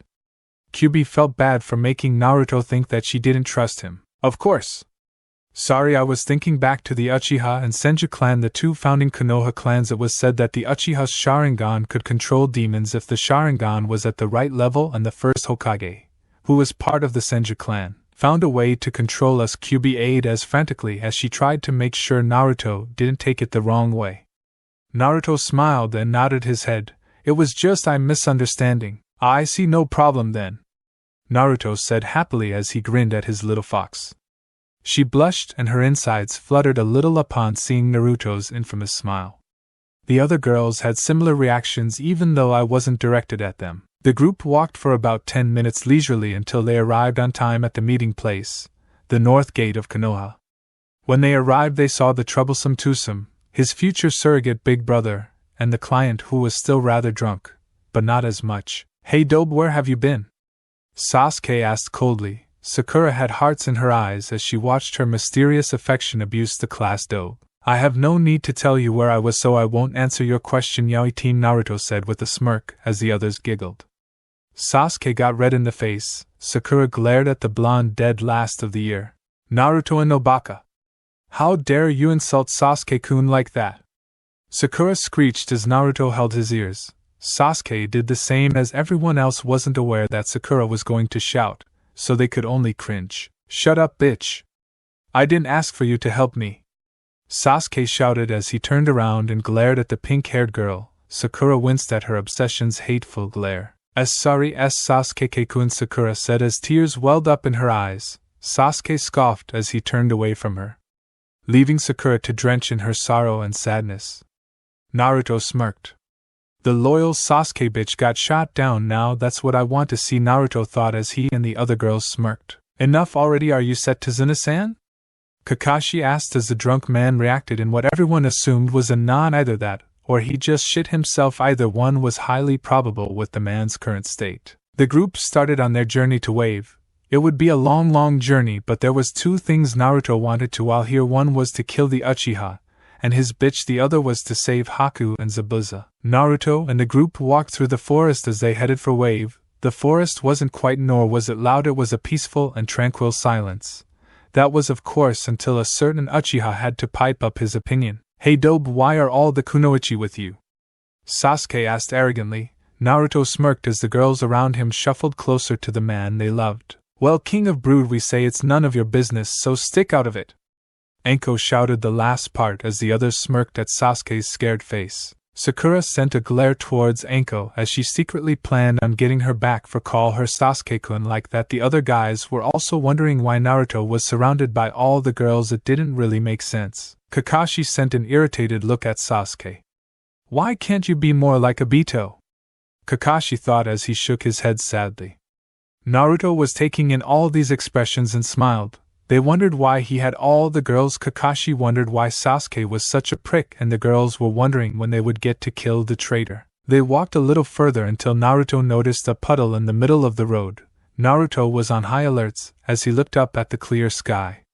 It hasn't rained in 3 whole days. This road isn't used anymore due to Gato, so there's no possible way that anyone could have spilled some water. I need to keep an eye on that puddle, Naruto thought with a smirk. He would finally get to use his new eye technique. Mitsukage, Naruto said quietly as he activated Kami's dojutsu. Naruto's changed immensely. His eyes were now gold instead of blue. They were completely gold, no whites around the edges whatsoever. In the middle of his eye was a silver-starred pupil. On the 4 corners of his eyes were 4 smaller 4-pointed stars that looked like shuriken. The eye dojutsu was known as Mitsukagen, angel eyes. Naruto looked at the puddle and was amazed to see chakra there, 2 chakra signatures. The fact that he was right wasn't what amazed him. The amazing thing was what he saw. He could actually see the chakra, he could see the 2's power levels, he could see their elemental affinities, he could see their chakra points. So this is how Hinata must feel when she uses her Byakugan, Naruto thought amazed as he watched the 2 figures await for the group to pass. Naruto decided to continue on as if he saw nothing. Kakashi and all Naruto's girls noticed this strange occurrence, and all thought the same thing, idiots. The other 7, including Tazuna, were blissfully unaware of the up-and-coming threat that was a puddle in disguise. At that moment Naruto's eyes caught another chakra signature hiding in the woods. Who's that? Naruto thought as he studied the person's chakra. It was strangely familiar. He had felt it before not so long ago in his past life. Oh, puddle. The 2 demon brothers lied in wait as they looked at the ninjas walking towards them. Gozu, dear brother, who should we kill first? The other brother asked. The one known as Gozu shrugs as he looked the ninjas over. I don't know, Meizu, dear brother, most of them are hiding their chakra rather well. If I take a guess, we should either take out the ones nearest to us, which is apparently the blonde one, Gozu said as his brother nodded in agreement. Oh. Back to teams 7, 8, and 11. The group continued to walk, pretending nothing was going on. Sasuke was glaring at Naruto. Naruto felt these glares but ignored them. Sakura noticed these glares and decided to mimic her love and then try to earn his love by glaring at Naruto also. Naruto yet again felt these glares but promptly ignored them further. Kiba and Shino were having a laugh as they talked with their new teammate Gensi. Gensi was quite the shy type. She was almost a Hinata look-alike except she had blonde hair and had green eyes.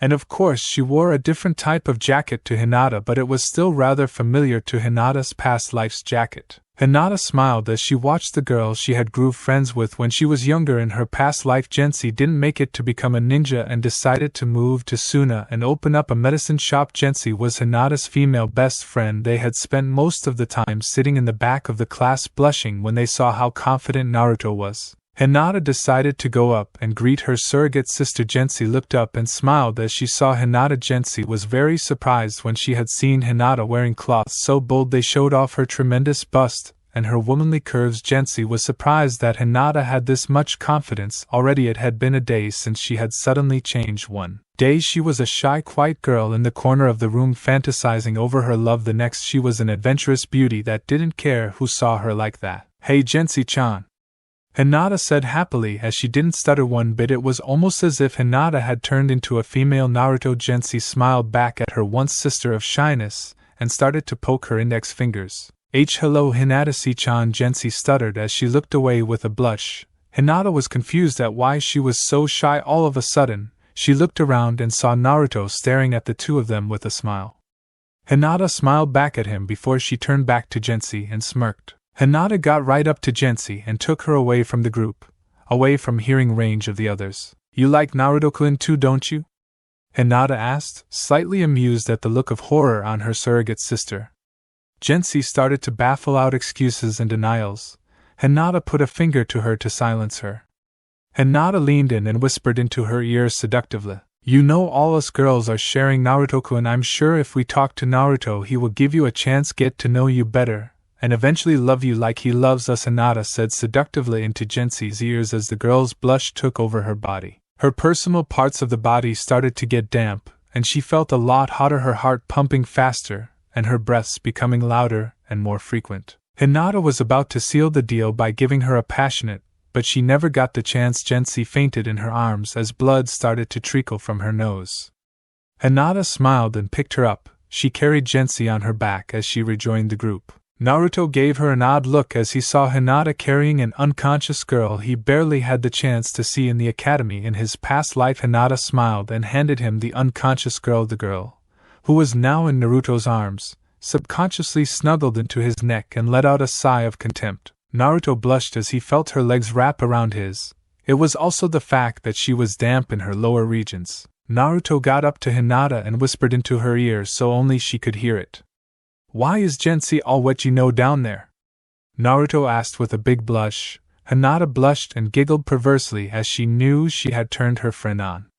Naruto had to fight his manhood. He wouldn't allow himself to be embarrassed by getting stiff. Hinata giggled more at the look of concentration on Naruto's face. She couldn't help it. She wanted Naruto all embarrassed.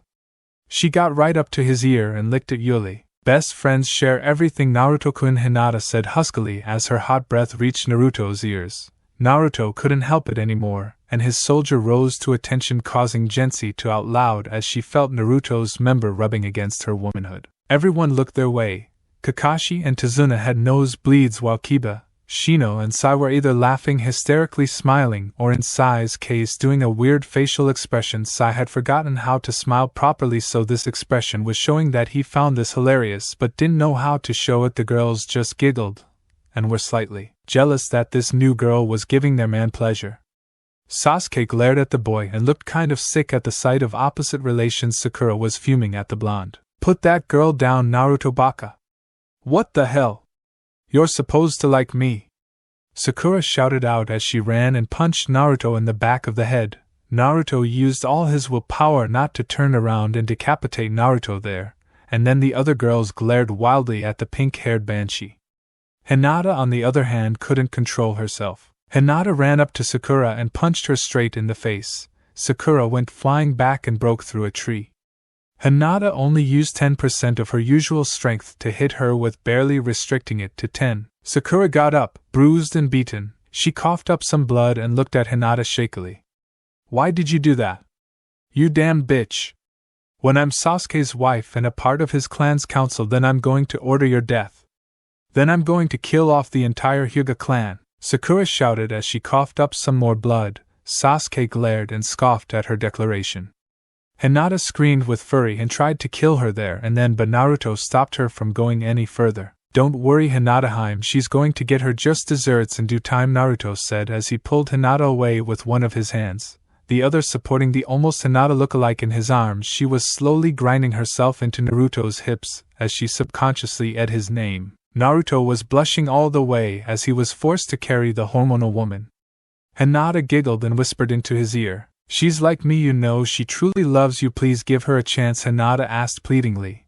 Naruto nodded his head with a smile. "Of course Hinata-hime, anything for you girls," Naruto said quietly and kindly as the group finally reached the puddle.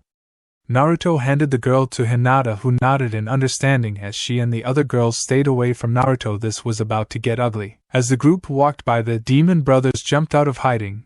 The two swung their deadly chain attack at the unsuspecting Naruto. When Naruto was impaled by the pole at the edge of the chain, Kiba, Shino and several others went pale and were about to assist their comrade and see if he was alright.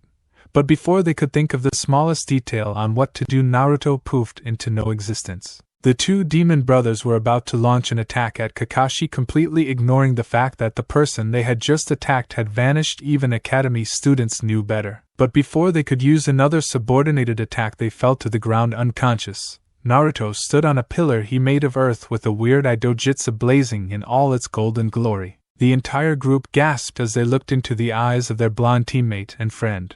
No longer were his eyes the deep blue that held so much kindness and gentleness, they were gold and powerful. Naruto's eyes had changed into a golden Sharingan. The entire eye was fully gold with a silver-starred pupil in the middle.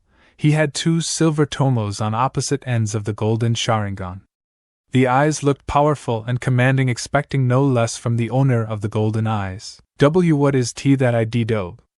Sasuke asked shakily. This eye resembled the Sharingan completely. Besides the color change behind Sasuke's scared exterior, he was fuming. The class dobe had somehow copied his dojutsu and changed its colors. Ironic that the owner of a dojutsu that could steal jutsus would complain about someone else stealing his. That knowledge is for people I trust and people I trust only, and for the record, this is nothing like your Sharingan team, so don't even try to complain, Naruto said as he glared at the last Uchiha. Sasuke backed away as he received the glare. Sakura, however, she must have been born with a bloodline that ignores killing intent. How can you deny Sasuke-kun information like that? He is better than you, Baka, so give him what he wants. Or else. Sakura didn't get to continue. All she saw was Naruto vanish from sight, and a loud smacking noise being made to the left of her. Sakura turned and saw that Naruto held the fist of an angry Hinata, who was mere inches away from punching her smack on in the temple, giving a high chance of her killing Sakura. Why would you even try to hit me? You know I'm right. Sakura huffed arrogantly as she started to glare at an increasingly enraged Hinata. The other girls started to grind their teeth together as they tried to hold on to something. They knew that Naruto was to be the one to kill the two. They just wanted to have a little fun before that happened. Will you shut up, you fat four-headed bitch? Ino shouted as the other girls started to feel a little bit better after that outburst. Kiba, Shino, Sasuke, Sai and Kakashi looked physically shocked. Their insults had always been toned down, but that was actually meant to hurt her. Kakashi noted that Ino no longer fawned over Sasuke, and if he was correct, then she now had a thing for Naruto. Sasuke and Kiba started to laugh slowly until it burst into full-blown laughter. Ha ha ha. You just got owned. Ha ha ha. Oh my god. Ino just made Sakura her bitch. Sasuke wailed as he fell to the floor. Sakura looked undeniably hurt as she stared from Ino to Sasuke. Why would you say that? Sakura sobbed as she continued to cry. Just like in the manga, huh? Ino glared more potently at the sobbing form of her past life's friend/rival. Why? You want me to tell you why? I'll tell you why. You do nothing but insult people that share different beliefs or views. To Sasuke. It's alright to defend someone you love, don't get me wrong, but when Sasuke is acting like this, there is no defense nor excuse for his actions or words, and the fact that you are defending someone that doesn't love you back is just pathetic. Here's the newsflash that will break your spirit: Sasuke is gay. Ino ranted as she flung her arms around, getting rid of all the pent-up stress that she was working up from having to let Sakura's actions and words slide. You're just jealous. You could never get Sasuke, so you try to make rumors that he's gay so no one will pay interest. So when no one else is after him, then you can have him. Here's your newsflash, and no one will ever love you. Sakura shouted as she started laughing at thinking that she had just won the conversation, that is until slap! Naruto had used the hand that was stopping Hinata to backhand Sakura in the face. As she fell to the floor, she shakily moved her hand up to her cheek. She felt the nasty, stinging red mark on her face. Sakura looked up with tears in her eyes at the fuming red-eyed Naruto. All anger was lost when she looked into his eyes full of hatred and anger. You will never speak to her like that again. Do you hear me, you spoilt little bitch?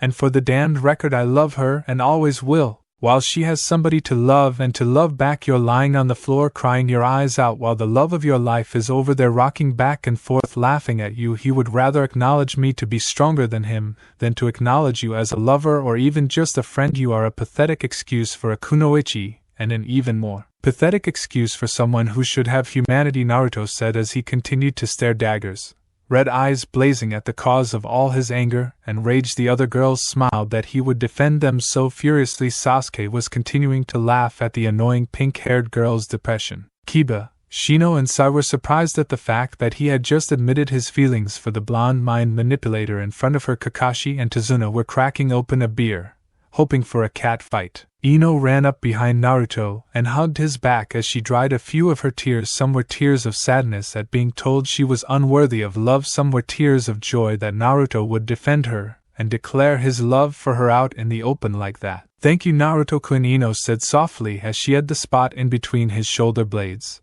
sending a shiver down his spine into his very core. Ino smirked at this reaction.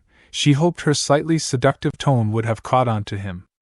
As Naruto was stood there, stock still, his dojutsu receded from lack of brain waves. And not a problem, Ino-chan, Naruto stuttered as his face went red. Ino wrapped her arms around his waist and started to stroke his stomach, going a little lower every time before she could grab a hold of her prize. She was interrupted by a loud cough coming from Kakashi. This alerted Ino back to the present situation. She blushed as she saw all the sly looks of the girls and all the feared looks on the boys except Sasuke. That is, he looked on in disgust at the display of emotions and opposite relations. Sasuke never believed that opposites attract, therefore his belief that he was strong so kunoichis must be weak, and that was his state of mind. Naruto, if you haven't forgotten, there are 2 unconscious ninja at your feet. Could you please tie them up? Kakashi asked as Naruto nodded his head. Naruto lifted the 2 fully grown men and slumped them against a shoulder with ease. He carried the 2 to a tree and tied them up using their own chain. Kakashi took Tazuna away and started to ask him why ninja were after him. After a very sad sob story, the 2 walked out of the woods. Only Naruto had heard the conversation due to his kitsune hearing abilities. Alright teams, this is now an A-rank mission we have to decide. Do you feel ready to continue? Do you feel you are ready to fight ninjas? Kakashi asked. There was a round of vigorous nodding and agreeing coming from Team 8 and 11, but Team 7 was quite skeptical. Sai didn't mind if they continued, but Sasuke and Sakura weren't sure. I don't know, I don't feel that this mission is a high enough level for me, Sasuke answered as he tried to hide the fact that he was scared shitless from the recent attack on them. Although only Kakashi, Kurenai Kyuubi, Enko and Naruto noticed this, Sasuke was hiding his fear behind a mask of anger that Naruto was able to take out 2 strong ninja easily. Are we scared? I don't believe it. The almighty Uchiha-sama is actually scared. What a surprise, Naruto said sarcastically as he sighed. The other girls smirked at Sasuke's obvious irritation. While Sakura wasn't paying any notice, she was still in the same position crying. Well, from majority vote it's official, we go on, Kakashi said surprisingly enthusiastically. The others grinned at the sight of the fuming Uchiha. What do you mean? I said no. And when I say something it goes without question. Sasuke shouted his authority for all to hear. Naruto glared at his arrogance and selfishness. Sakura weirdly perked up at the sound of her affection's voice. That's right. Sasuke-kun wants something. So why don't you grant it? Sakura asked as she stood up. All previous Sarugan the group were shocked at her level of loyalty to the stupid Uchiha. They couldn't tell who was stupider, Sasuke Uchiha or Sakura Haruno. Sasuke for being power-hungry and the lack of common sense, and Sakura for not being able to let her affections for Sasuke go. It was obvious that she also lacked common sense. Shut up, Haruno. This isn't about Sasuke, Naruto roared as he looked at his future lover's wife's murderer. It took all his strength not to kill her and the Uchiha, but he managed to get his emotions under control and carry on. Sakura was shaking in fear. Had she done something so wrong? She looked around the group and noticed most of the group giving her glares or unwelcoming stares. Of the first demon brother Ed as he came to, followed shortly by his brothers. Naruto and the rest noticed the two had awoken. Naruto already knew who they worked for and who was after Tazuna, but he had to act unaware. Naruto made his way over to the two before kneeling down beside the oldest brother. Who do you work for? Where is he or she, and what does he have to gain by killing Tazuna-san here? Naruto asked as the eldest brother smirked and gave an arrogant chuckle. Why should I tell you, kid? What could you possibly do? A genin fresh out of Konoha pathetic. The two brothers laughed as Naruto smirked with them. When the two brothers noticed the smirk, it made their blood run cold. I will show you exactly what I can do, Naruto said as his eyes began to change. His eyes changed from his ocean blue into a glowing blood red. In the middle of his eye was an orange pupil. Around the edges was a swirling orange flame shape that kept moving around his eyes, changing shape like a lava lamp. As Naruto stared into the eyes of the eldest demon brother, he began to scream. Naruto smirked as he started to explain. I put your brother in a demon genjutsu. Only my eyes could make such a genjutsu, and only a master could disperse it. Tell me what I need to know, or I will enter his mind and find out myself. If you tell me now, I will let the two of you go so long as you don't go back to your masters, and I can tell if you do, and if you do, then I can assure you will die, Naruto said coldly as the youngest brother watched his older brother wither, wince, and scream in agony. Okay. The youngest brother quickly blurted out. He didn't want his brother to feel any more pain. Naruto smirked and deactivated his genjutsu. The youngest brother began to tell the group of who he was being led by and why he wanted Tazuna. Zabuzaha? And his apprentice Haku. I suppose the two guys have reasons for doing this? Naruto asked as the youngest brother smirked. Haku is a girl, you dunce. The youngest brother laughed as Naruto's face went pale. So she was a girl. Thank God. Thank you, Lord in heaven. I thought I was turning gay or something. Naruto mentally cheered inside his mind. He thought that Haku was a boy, but he was relieved that Haku-chan was actually a girl. Naruto was thinking things on the line as, how am I supposed to fight a girl now, and such. Anyway, we told you all about our master. It's time for you to stick to your part of the deal, the eldest brother said as he finally calmed down from all the mental trauma he experienced. Naruto nodded and released the chains. The two walked their way back to the inn that usually housed Nukenin. The group turned around and made their way to Tazuna's house. The group traveled through the forests and to the lake. At that point they had hit a small problem in their mission. There's only 2 boats, which means that one team can't go on, Sakura said as she stated the obvious. Sasuke smirked and jumped on one of the boats. Like hell am I staying here? I'm going on the boat, Sasuke demanded as he sat down selfishly. Sakura grinned and jumped on the boat with him. I'm with Sasuke-kun, Sakura stated as she sat down next to him and smiled widely at him. Sasuke grunted and looked away, disgusted by the actions made by his teammate. Naruto smirked at the look he gave. It was at that point Naruto had an idea. How about this? Me, Anko-chan, Kure-chan, Q-chan and Kakashi-sensei will walk on the water while Team 7 goes in one boat and Team 8 goes in the other, and Team 11 will split up and go in either of the boats, Naruto said as the group nodded. Some nodded weirdly. Walk on water. It wasn't possible, was it? Sure enough, as the groups boarded the ship, Naruto, his older mates, and Kakashi started to walk on water like it was a pavement or a street. What are you? Kiba asked Naruto as he walked on the water beside him. Naruto smirked at the male group's amazement. I am the Ramen King, Naruto said enthusiastically yet mockingly. I'm Naruto Uzumaki, of course, Naruto continued as he started to act seriously. The girls giggled at his behavior while Kiba merely chuckled at his friend's childishness. Shino made an almost undetectable buzzing noise that meant that he was amused. Kakashi shook his head, slightly amused at the child's antics. Kakashi decided he had shook his head enough times to get the meaning across, so he pulled out his favorite orange book and shoved his nose in it. Sasuke looked disapprovingly at Naruto as he continued to brood. Right, will you lot shut up? You're gonna get us all caught. The boat rower quietly yelled. Naruto stuck out his tongue in a childish fashion. As if I would kick their asses. Naruto quietly yelled back, making all the girls giggle more as Naruto struck a heroic position, using one foot to rest of the boat and the other on the water. After a 30-minute walk/ride he group arrived at Wave. It was a horribly poor town. People there seemed to be worse off than even some of the worst towns Naruto had traveled to in his past life. This village always took first prize. Naruto decided that this time he would make a bigger difference. He would do whatever he could. He promised himself this. A small boy, about a year younger than Inari, walked past the group. He was severely malnourished, the worst he'd seen in the village so far. Naruto decided this was enough. A small tear ran down Naruto's face as he saw the poor child. The child seemed to be breathing raspy and had a limp to his step, clearly due to the bloody rags on the child that indicated he had been attacked. Naruto walked up to the child, who decided to sit down on a tree stump to catch his breath. The boy looked up as he noticed the shadow. His look was first a look of fear as the child noticed someone approaching him, but when he saw the kind, sad look on the older blonde's face, it helped him relax, if even a little. "Excuse me, what's your name?" Naruto asked kindly as he knelt down to the child's height.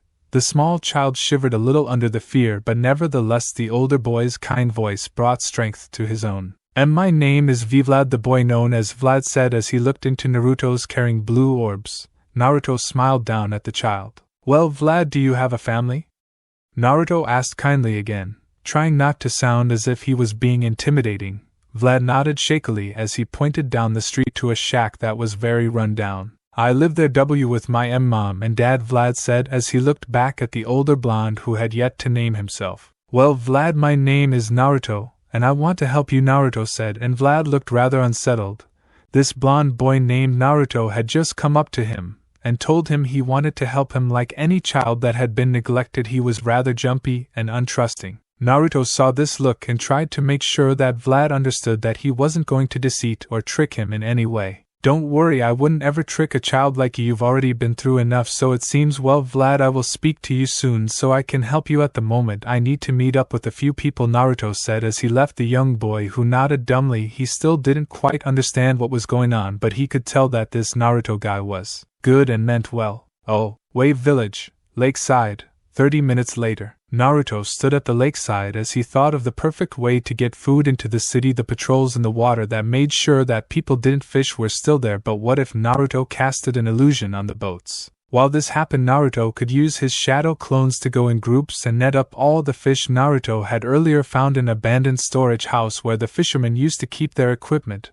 While searching, Naruto came across about 50 fishing lines. Of course, these were very big and hard to move, so shadow clones were needed to carry them. Naruto casted his illusion onto the nearby lookout posts as he made 300 shadow cones, precisely.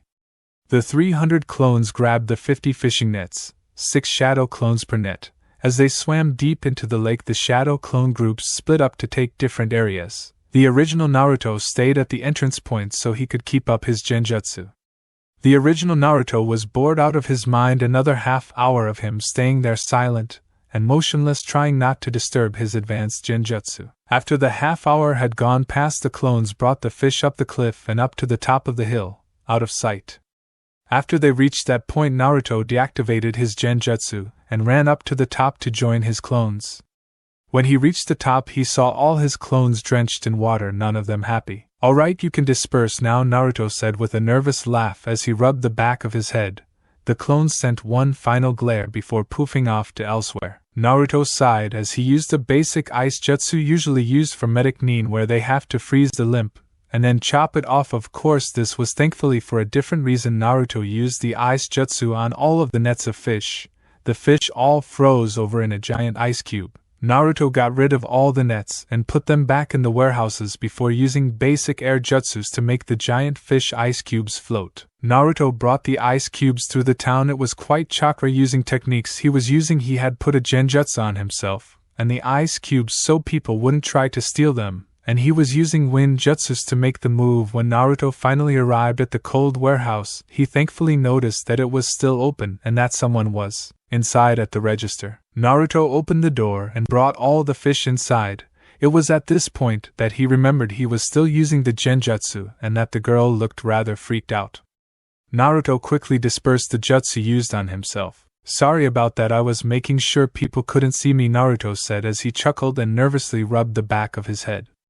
The girl at the desk smiled at him, as well as a slight blush. Well, you see, the reason I'm here it's because of the state the village is in. I couldn't just stay put while this is going on, so I decided to help out. After I give you this, I would like my identity to remain anonymous anyway. I would like you to share this out among the villagers free of charge. It should last the entire village 3 months easy, Naruto said as he dispersed the genjutsu on the 50 fish ice cubes. The woman stared awed and pale at the sheer amount of fish here. It was either a miracle or a blessing, she couldn't decide which. She just glomped the blonde-haired boy. Thank you, she said as she held him tighter. Naruto blushed as he gave off a warm laugh. It's my pleasure. I would suggest that they be handed out sooner rather than later. The sooner people get fed, then the probability of saving their lives will be increased, Naruto said softly as he released the embrace. The woman smiled back at him with a few tears in her eyes. Well, I'd love to stay and hand the fish out, but I have a special delivery to make and I have to get back to my friends. I bet they're all worried about where I am, Naruto said happily as he walked out of warehouse. The woman at the reception area smiled and went to get some helpers. Oh, Wave Village, Vlad's house. 10 minutes later, Naruto leisurely walked down the street of Wave. Fishermen were swarming the area, knocking on others' doors, telling them that some generous person had given them free food. To say the least, the people were tearfully thankful. It warmed Naruto's heart knowing he had done good. Before the fisherman had a chance to tell Vlad and his family, Naruto knocked on the door. Naruto waited a few minutes until a slightly skinny woman opened the door to reveal herself, and what Naruto presumed to be her husband. Excuse me, ma'am, but I would like to drop off a delivery to Vlad, Naruto said kindly as the woman gritted her teeth. The man behind her growled slightly. Naruto was confused until the woman rightfully explained with much venom. When will you kids stop beating my Vlad? Have you no shame, boy? The woman shouted with rage as she started to form tears in her eyes. The father growled deeper and glared more intensely at the shocked Naruto. You have me all wrong, Naruto said as he put his hands up in a sign of peace. I am actually here to deliver a package to your son. I didn't mean to make it sound as if I was going to beat him, Naruto said quickly, shocked and surprised that Vlad was regularly beaten. The two apparent parents' expressions softened and they smiled. I'm sorry about that. I guess when you're a mother you're overprotective, the woman said. The father nodded in agreement as Vlad poked his head in between the two to look at Naruto. I see. Anyway, this is me keeping my promise I made you earlier on this morning, Naruto said as he pulled out a scroll. As he channeled chakra into the scroll, a smaller fish cube than the others popped out. The fish cube was able to feed 3 people for about a month. The family stared in awe at the amount of fish. Naruto handed the father to Vlad the scroll.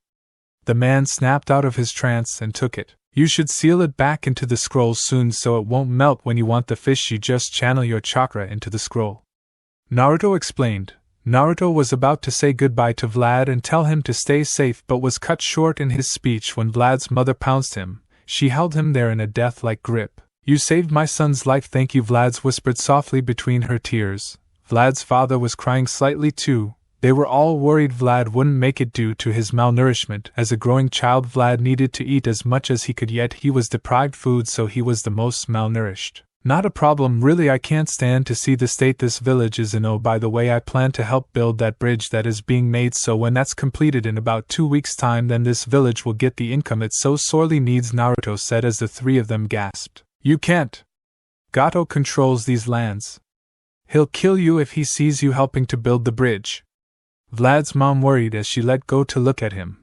Naruto smiled kindly back at her. I'm a ninja, don't worry, Naruto said, pointing to the leaf forehead protector he wore. The group gasped once again. No one from Wave had ever seen a ninja before. It was told they had immense power and extraordinary skills, at least that's what they were told by passing strangers. And a ninja?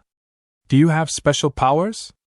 Vlad asked excitedly. Naruto chuckled as he nodded his head. Sorta, we call them jutsus, not powers. Naruto chuckled even more. The family smiled. Vlad was amazed and giddy. Come on. Show me something cool, Vlad said as Naruto laughed a little more. Vlad's mom and dad wouldn't admit it, but they were very eager also. What do you want me to show you? Anything in mind? Naruto asked as Vlad thought hard for a minute. It was at this point that an almost visible light bulb popped above his head. Can you do anything that includes fire? Vlad excitedly asked as both parents leaned in to hear the answer. Yes, I can. If you all come outside where I can show you easier, I would be happy to, Naruto said happily as the family walked out of the house. When Naruto saw that the entire family was watching, Naruto decided to continue. Naruto went through about 20 hand signs a lot slower than usual so the family could see. The family were confused until Katan, Grand Fireball no Jutsu. Naruto shouted as a huge burst of flame that rocketed about 15 meters into the air burst from his. The family were both awed and scared by the ferocity and power this mere child possessed. But you're just a kid," Vlad's father said, shocked as he felt the great heat the fireball held. The other two were speechless and humbled by the might. "Old enough to kill, old enough to gamble, drink and have, well, that's what my sensei tells me," Naruto said as he smiled. Vlad's mother blushed while her husband smirked. Vlad had stars in his eyes when he looked Naruto. This kid, not 4 years older than him, had the ability to control fire to such an extent, never mind what else he could do. "So tell me, kid, why did you give us this fish and nobody else?" Vlad's dad asked. Naruto smiled back at him. "Well, I already handed out the rest of the fish to the warehouse up there." Naruto pointed up the hill. "I decided to give Vlad and his family the biggest lot of fish due to the fact that Vlad is the most malnourished here in the village, and due to the fact that I made a promise," Naruto said with a smile. The group smiled back at him. This kid was a hero. The village didn't believe heroes existed, but this kid, he was definitely a hero. "Well, I can't stay any longer. I have to meet up with my comrades so we can fight off Gato and such. Oh, and one more thing, please keep my identity secret. The name's Naruto Uzumaki. Just so you know, I don't want to take the fame nor glory for any of this. Take care," Naruto shouted behind himself as he ran towards where he knew Tazuna lived. The family agreed to keep his identity a secret. The family waved back to the man that was their hero and savior. Wave Village, Tazuna's house. 10 minutes later, Naruto walked through the front door and sat down on the settee, exhausted. Seconds after he sat down, he was almost barraged by sobbing women. Naruto was confused for a few seconds until he remembered the fact that he had been gone for about 2 hours and he didn't exactly tell them where he was going. "Naruto-kun! Where have you been?" Hinata cried into his chest. "We thought you had been kidnapped or something," she continued angrily with tears in her eyes as she looked up and glared. Hinata had red puffy eyes, which meant she had been crying for quite some time. Naruto looked around at the other woman's puffy eyes. They all had the same look, 1/3 sad, 1/3 worried, and 1/3 relieved. "I'm sorry, girls, I had some things to take care of. You know I wouldn't do any of this if I didn't have to. I know I should have told you where I was going, but I had no time," Naruto said as he looked sad and felt bad for hurting any of the girls. The girls smiled. At least he was sorry and felt bad for doing his drastic actions. They all forgave him instantly. "We all forgive you, Naruto-kun," Hinata said as she snuggled into his chest as she sighed happily. Ino and Kyubi snuggled into either side of the crook of his neck as they both let out a small grunt of relaxation. Enko and Kurenai snuggled up to Ino and Kyubi as they got comfortable. The group of males let their jaws drop as they saw how Naruto had a group of really hot girls/women snuggling up to him, and the girls and Naruto acted as if it were normal. Just at this point, Tazuna walked into the room. He didn't see what was happening on the settee due to he couldn't see over it, so he had no idea that Naruto had 5 girls/women huddling up as close as they could to him. "Tea's about ready. My daughter will be in shortly. She normally cooks the food, but apparently some very nice man generously gave a bunch of fish to her warehouse so our people could survive a little longer. It surprises me that people could be so generous. The food supply he gave us could apparently last 3 months for the entire village. Average price range for that amount of fish is easily a couple 100,000 ryo," Tazuna said, as he brought a large pot and that held a lot more food due to the newly received fish supply. "Really? Wow, that's a really kind thing to do. I hope we meet this person. I would like to thank him for being so kind," Hinata said kindly. Naruto sighed quietly in relief. Thankfully nobody knew it was him that caught and gave away the fish. As the food was served to everyone, Naruto ate quietly for once. That extra chakra signature that he felt during the woods, it felt familiar, but not so familiar that he would remember it for being good. If it wasn't a good chakra, what was it? He had to ponder this further later on. At this point, Naruto didn't notice a rather happy woman enter the house. He was still in his own little world thinking things over. Naruto sure had changed. "Hello everyone. Are these the ninja that are helping us?" The girl that worked at the warehouse asked excitedly. "Yes, Tsunami was that woman. Aren't I a master of character plotting?" Smiley face. Tazuna turned around and nodded at his daughter. Yes, these are the Konoha ninja that are here to help defend the bridge, Tazuna said as he turned around and smiled at his daughter. The group stood up and introduced themselves. Hello, pleased to meet you, Ino said as she shook Tsunami's hand. Thank you for allowing us into your home, Hinata said as she shook her hand also. I thank you also for allowing us access to your home, Shino said emotionlessly as he walked over to the rest of the people who had greeted Tsunami already. Thank you for housing us, Kurenai smiled as she too went over to the group. Thank you, Anko said with a slight sadistic smile. The smile made a shiver run involuntarily through Tsunami's spine. Yo, Kakashi said lazily as he shook Tsunami's hand without taking his eyes away from his perverted novel. Hello, I thank you for being nice to my master and treating him kindly, Kyubi said as she too shook the young woman's hand respectively. Master? Tsunami, Kakashi, Sakura, Sasuke, Kiba, Shino, Gensei, Tazuna and Sai all wondered. I owe you nothing from me. It is an honor for your family to house an Uchiha, Sasuke arrogantly stated. This caused Sasuke to go flying through the air and land outside the door. Apparently Hinata and Ino had enough. Hello? I hope you don't like Sasuke-kun over there, otherwise you will have to deal with me, Sakura said coldly as Tsunami smirked. I wouldn't want the arrogant prick anyway, Tsunami said, which caused everyone in the room besides Sakura to either giggle, chuckle or laugh out loud. Before Sakura got a chance at a comeback, she was grabbed by the hand and brought over to the rest of the group. Hi, I'm Sai. Stop staring at my, Sai said with a fake smile. Although he may have not showed it, he was completely amused at what he had said and the angry face of both Tazuna and Tsunami herself. Before Sai ended up with a black eye, he was dragged off to the side by Ino. Hi, thanks for everything you've done to help us. Maybe after all this you wanna hook up? Kiba asked with a sly smile. Tsunami blushed a bright red. Although Hinata would have beaten her hands down before she could babble excuses, he was hit over the head by Hinata, who dragged him off to the side. Hey Naruto Baka, introduce yourself, and don't babble too long about how much you love ramen, Sasuke said with an amused huff.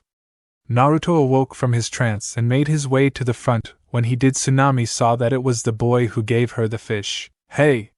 You're that kid that gave us all that fish! Tsunami said as Naruto's face shot up and paled. Now he was gonna get suffocated. The girls looked at Tsunami and then at Naruto. They smirked. They knew why he was panicking, and he had all the reasons to panic before Naruto could deny or try to down his actions. He was glomped by all his mates. Mates meaning his lovers, so you know. Oh my god, Naruto, you are so kind! Ino said as she snuggled into him a little more. Naruto literally couldn't breathe as almost all of his body was covered with affectionate women that just wanted to be as close to him as possible. Naruto was currently getting his eaten by Hinata, who was lying on his chest. Naruto was technically, if you think about it, getting raped. After a couple or so minutes of all Naruto's loves having their fun with him. Not that. They got off of him, leaving Naruto breathless and red in the face. What made all the other girls go red in the face was the fact that Naruto's soldier had stood at attention. He was very large for his age. Due to Naruto's breathless and dizzy state, he hadn't actually come to. When it came to the mental department, he was still dazed and trying to find consciousness. Tsunami went red in the face and wide-eyed at the 15-year-old's bulge. No! You will not think such things about a 15-year-old boy. Tsunami's mind raged her disagreement to continue to look at it, yet her body was doing the opposite. If it wasn't for her brain, then Tsunami may have rode it like a horse for hours and hours and stopped thinking such things. The other girls licked thereupon, seeing such a sight. He was surely blessed by Kami and Yami. Hinata almost found her way walking towards Naruto's crotch, but she resisted due to the fact that Naruto would be embarrassed. She didn't care if the others saw her. Naruto's blessing was a curse for Hinata. It was a curse because Hinata had to resist it. All the guys in the room were wide-eyed. Also Naruto had every one of the girls. It made them depressed that they couldn't get a mass harem of girls for themselves. Naruto groaned as he stood up. It was at this point he had enough blood in his brain to notice that he was rather stiff. He immediately covered his manhood with his hands and ran to the nearest bedroom. Sorry about that, everyone. Naruto shouted out in fear that he would get hit for being perverted in the slightest. Hinata and his other lovers frowned as they walked in after him. Tazuna and everyone were still shocked. Tazuna thought this would be a good time to speak his mind. That kid's got 5 girls? Tazuna half answered, half yelled. He was completely and utterly shocked. The other guys nodded their heads stupidly, too shocked to acknowledge that Naruto, the class dobe, had so many girls. Oh, Tazuna's house bedroom. Naruto stood at the corner of the room, scared out of his wits, shaking slightly. The other girls were getting worried what was happening to Naruto. "I am sorry. I didn't mean to dishonor you all like that," Naruto said, scared as hell, pale complexion and sweat coming off of him like mini rivers. The girls all gasped. "You think you dishonored us all?" Enko asked Naruto, who shakily nodded his head. "Why would you think you dishonored us?"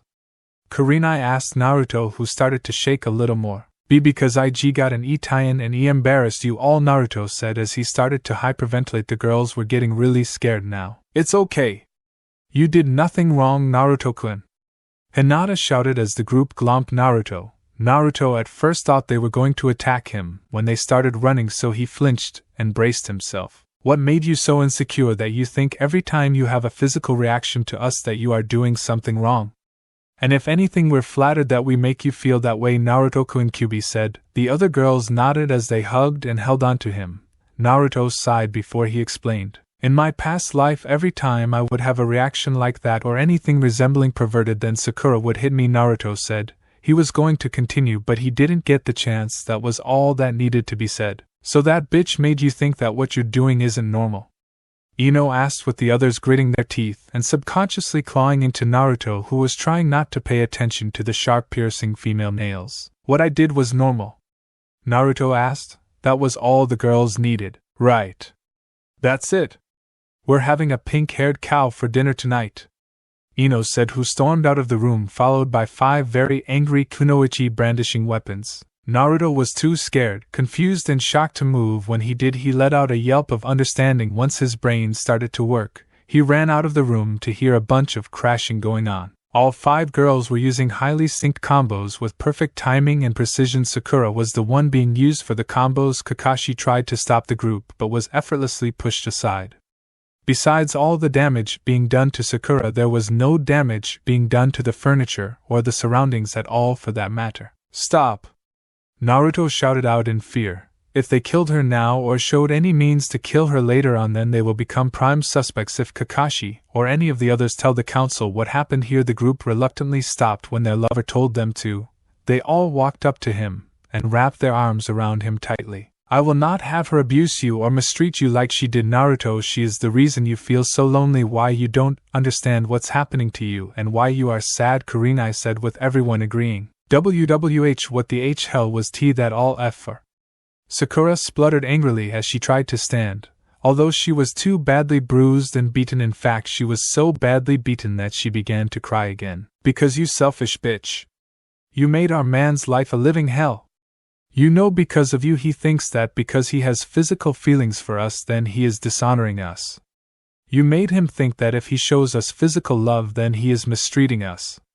You're a monster with pink hair," Ino shouted, with the others agreeing with a grunt and a glare. The guys scowled with anger. How could Sakura be so cruel? "What he does is wrong. He's the class dope, and all he does is fawn over me while I try to get Sasuke to love me. He's a pathetic loser," Sakura yelled. She was going to continue with her insults but found herself motionless, and then everything went dark for her. Hinata, once Sakura had started to insult Naruto, had used her Juken strike to close all of her chakra points, and to add salt to the wound she also knocked her unconscious. Sakura landed with a loud hollow thud. Naruto was wide-eyed at what Hinata had done. "Don't you ever say anything bad about our Naruto-kun again," Hinata yelled at the unconscious pink-haired body. The rest of the spectators started to pale and back away. They were never going to insult Naruto ever. Wave Village, Tazuna's house. 10 minutes later. The group was almost done with eating their food. Naruto was eating the food slower than he usually would. The reasons behind why were the same things plaguing his mind. How was he going to kill both Sakura and Sasuke without anyone seeing it? Naruto knew that on an A-rank mission, if a teammate wasn't listening to instructions, then he would die. If Naruto could come up with a situation where Sasuke literally deserted the group, then Naruto could claim he tried to bring him back, but Sasuke wouldn't listen. In such case, he could kill Sasuke, so information on the mission isn't in danger of being leaked. Tsunami, while eating, was staring at Naruto while he ate. She had never met someone so kind. She didn't love or even have romantic feelings for Naruto, but she admired and respected him for what he stood for, and what he had done to help the village. She would always class him as a hero. Sasuke was indulging his food, thinking that if he beat Naruto then he would somehow prove himself to be better than Naruto. Sasuke ate the last of his food and raised the bowl. Ha! I beat the dobe. What a shocking turn of events, the prodigy beats the dead last. Never saw it coming, did you? Sasuke sarcastically asked as he smirked. Sakura voiced her affection for Sasuke once again. The rest of the group just glared at Sasuke. It was this point all attention was adverted to a small boy wearing a beach hat who walked into the room. He looked very depressed, and depressing like he used to. Naruto noticed the small boy known as Inari walk into the room. Naruto smiled at Inari. He knew what was coming. Hey there kid, what's your name? Naruto asked kindly. Inari scowled and gritted his teeth when he was asked this question. It's none of your business. Inari shouted in rage. Naruto wasn't expecting this. What was happening? Things were changing. Inari was never this bad. Tsunami never kept staring at him, and Tazuna would regularly insult him until he proved himself. Not to mention the chakra in the woods. Was he changing the future without realizing it? Well, I think you'll find it is. I am the ninja here to escort and protect your grandfather. As an extra added feature, we also protect his family, so to protect you the basic thing I need to know is your names, Naruto said seriously as he put his hands together and up to his face as he stared at the child. Inari glared back at him. Protect us? You won't be able to protect yourself from Gato. Gato has forced suffering on all our lives. He's made our lives a living hell. And then you ninjas waltz in, not a scar on you. You all lived perfectly good lives with plenty of creature comforts.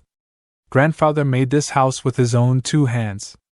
We had to live here, barely even eating.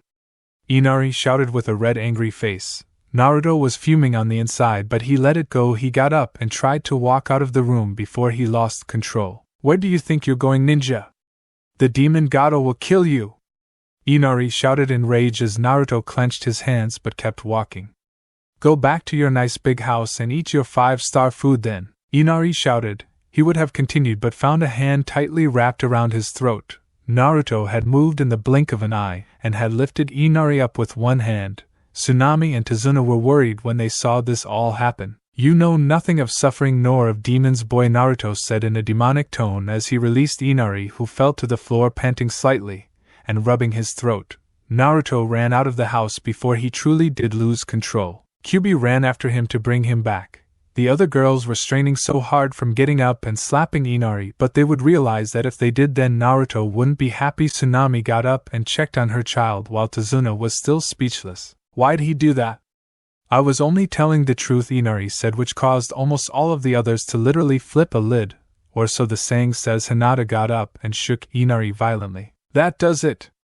You know he has seen more suffering than any other man alive. Hinata screamed at the frightened child. He is a damned ocean of what real pain is. Hinata carried on as tears welled up in her eyes.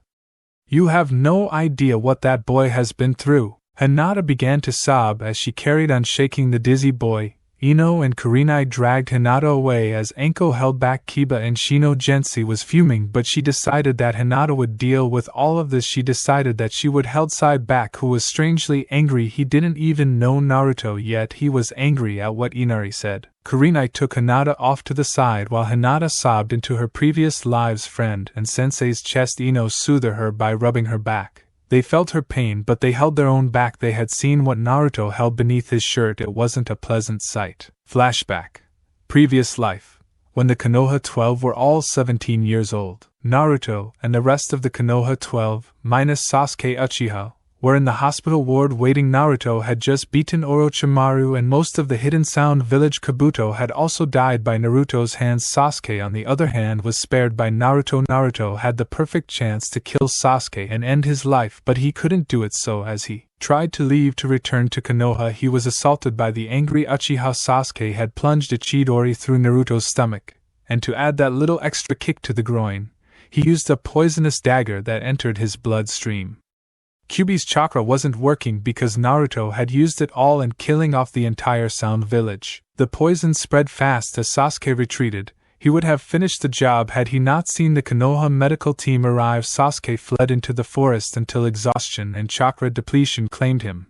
Naruto, on the other hand, collapsed to the floor as he welcomed the seeping black that swirled around the edges of his eyes. Oh, Konoha Hospital. 10 hours later, Naruto laid on the hospital's bed. He was still unconscious, presumed to be in a coma when in actuality he was in his mind while Kyubi healed both her container and her chakra supplies. Hinata, Ino, Kurenai, Enko, Tsunade, Shizen, Temari, Tenten, Isaribi and Cheyenne were all in his room as they watched him breathe. His breaths were raspy and he sweated quite a bit. They were told that it was the poison taking its effects. Tsunade had tried to heal him, but the poison clung too deep into his organs to let go. It had a secondary compound, which was a close mixture of both titanium and a sort of chewing gum property. Thanks to its metallic properties, the poison couldn't be extracted, and thanks to its sticky nature, they couldn't wash the poison out either. Hinata and Cheyenne held either hand as their watery, red puffy eyes watched him, eyes begging him to wake up. The others sat near him and watched his face contort with pain every now and then. Sometimes the pain got too much and Naruto would let out a scream of pain or a grunt of agony. This would make some of the girls sob while they watched the man they loved go through extreme pain. Naruto suddenly let out a great shout of pain as he started to bleed from his eyes and ears. Tsunade, who acted quickly, ripped Naruto's shirt off to see if she could help regenerate any more tissue. Tsunade had never operated on Naruto, and had never seen him take his jacket off, but the sight she saw would haunt her for the rest of her waking moments. On Naruto's stomach were scars, some deep, some shallow, but all of them seemed to be done with malice and hate. Pure undeniable anger drove the people who did this to Naruto. On his front they could see someone had wrote demon, and slightly below it scum. It was truly a horrific sight. The scars seemed to have been stretched and aged. Obviously Naruto had these scars at an early age. Tsunade snapped out of her shock and horror, and began to pump green chakra into his body. Naruto grunted in pain. The extra chakra helped Kyubi to pump her chakra freely through Naruto's, thus healing him rapidly. The poison's toxins were broken down to harmless particles and neutralized by Naruto's blood cells. Helps to know human anatomy. Smiley face. When Naruto came to, he noticed he wasn't covered and his genjutsu had failed on him. While he lost all of his chakra, the genjutsu itself was the reason Naruto sucked at genjutsu. Naruto had to keep up the permanent genjutsu up all the time. It didn't waste any chakra due to Naruto's special seals, but if he ran out of chakra then the genjutsu would fail and he would be exposed. Naruto sat up with his back to the edge of the bed. The girls' horror-filled faces made him wince. He knew this was coming. People seeing how hideous his body really was. Naruto knew what was coming. He shut his eyes and waited for either A or B to happen. A being that they would scream in horror and start to try to kill him thinking he was a monster. Or B, being that they would scream in horror and run out of the room screaming for him to stay away. In actuality they flung themselves at him and tried to soothe him as their own tears fell. Why do you have all these scars, Naruto Keikuin? Hinata asked between her sobs. The other girls looked up at him with teary eyes, all wanting to understand.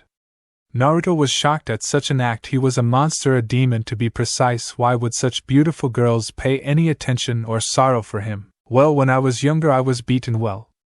Hunted to be precise. They saw it as a sick joke to hunt a fox, and when I was 5 they strapped me down and took turns inscribing these scars into me. They used to try and do it on a regular basis, but thanks to Kyubi's chakra and healing abilities it wouldn't scar, so one day they decided to experiment using a red-hot poker to scar me, and before my wounds could heal they put salt on the wound and used gravel just for the added pain. After that they used it again and placed more salt on the scar so that the scar healed before it could heal the missing tissue, Naruto said sadly with a small smile. The others were devastated. How could one person live through this? But the worst thing so far is they knew there was more to come. Seems as though we're on the subject. I think you all deserve to know all my life since as early as I can remember I was pretty much abused. I was denied food at the orphanarium. I was kicked out of all libraries, and most of this hospital's nurses and doctors tried to kill me when I am brought here. That's why I have my own personal nurse and doctor, the only 2 in the hospital that won't try to kill me while I sleep, Naruto said with another sad smile. The girls started crying harder now. All my life I have been a target for assassins, a liability to a group or community, and I have been beaten, tortured, burned, skinned, hacked, chopped, raped, among other things, Naruto said as a small tear fell from his eyes as he said the last part. The others all went green at that point. They were all a mix of emotions, all having the same thoughts or thinking of doing the same actions. Some wanted to cry out as hard as they could while they held Naruto closer. They also wanted to be sick from hearing that Naruto was raped, and they wanted to ask who hurt him. Who starved him and most of all who raped him. Who Hinata whispered quietly. What do you mean? Naruto asked quietly. Also he couldn't bring himself to be happy today, not even his mask would work. Who raped you? Hinata all but screamed. The others nodded and started to clutch a little tighter to Naruto. Their rage and hate was almost visible. I won't tell you, she is a person I must kill, Naruto said as he got a distant cold look. Anko nodded in understanding. She knew what it felt like to want to kill someone yourself. Even if she hadn't killed Orochimaru, he was still dead, but Naruto needed to kill this woman. It was obvious the others were just slightly relieved he was raped by a female. At least Naruto wouldn't suffer from too much mental trauma. End flashback. Tazuna's house. Dining room. Hinata had mostly calmed down now. She had stopped crying and now, she sat on the settee with Anko hugging her left side and Kurenai hugging her right. Ino sat down over the three of girls/women's laps as Hinata massaged Ino's lower back, which she had as Hinata's nimble fingers worked their magic. Inari was still pretty shook up about what had happened. Sasuke and Sakura decided this was as good a time as any to bash Naruto behind his back. Ha! The dobe ran off crying. Probably crying about the fact that he is nothing to an Uchiha. Sasuke convinced himself his words were the truth before he could gloat about it. He found that Anko had launched him out the door. The door thankfully didn't break, but it was slightly shook up and maybe loosened. Sakura saw this as a perfect time as any to be the one to help Sasuke and earn his love. Why did you do that? It wasn't. Sakura didn't continue as Anko quickly punched Sakura out of the same door. I have had enough of your shit. If you continue to bash my man, then I will get Manda to eat your souls. Anko shouted angrily as she shut the doors behind her. She looked back at the group who had dispatched. The guys deciding to go to bed early while the girls sat together. Anko smiled and walked back to them. Gensei was still blushing that they were all close together. She secretly hoped that Naruto would allow her to join his group. Oh, Wave Village. Clearing in the woods. Naruto had run for some time. He felt the Kyuubi's chakra his chakra run through him. Naruto looked at his now clawed hands and felt his now sharp canine teeth. I really am a demon, Naruto said sadly as he continued to look at his claws.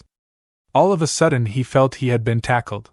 When he hit the floor he rolled over and clung to his attacker, pinning the assailant to the ground. When he noticed it was Kyuubi he was confused. When he looked into her eyes he was even more confused. She had tears welling up and falling from her eyes. Please don't ever say that. You don't realize how much it hurts us to hear you say that, do you? Kyuubi said as she overpowered Naruto and laid him on the floor while she snuggled up to him as she dried her tears.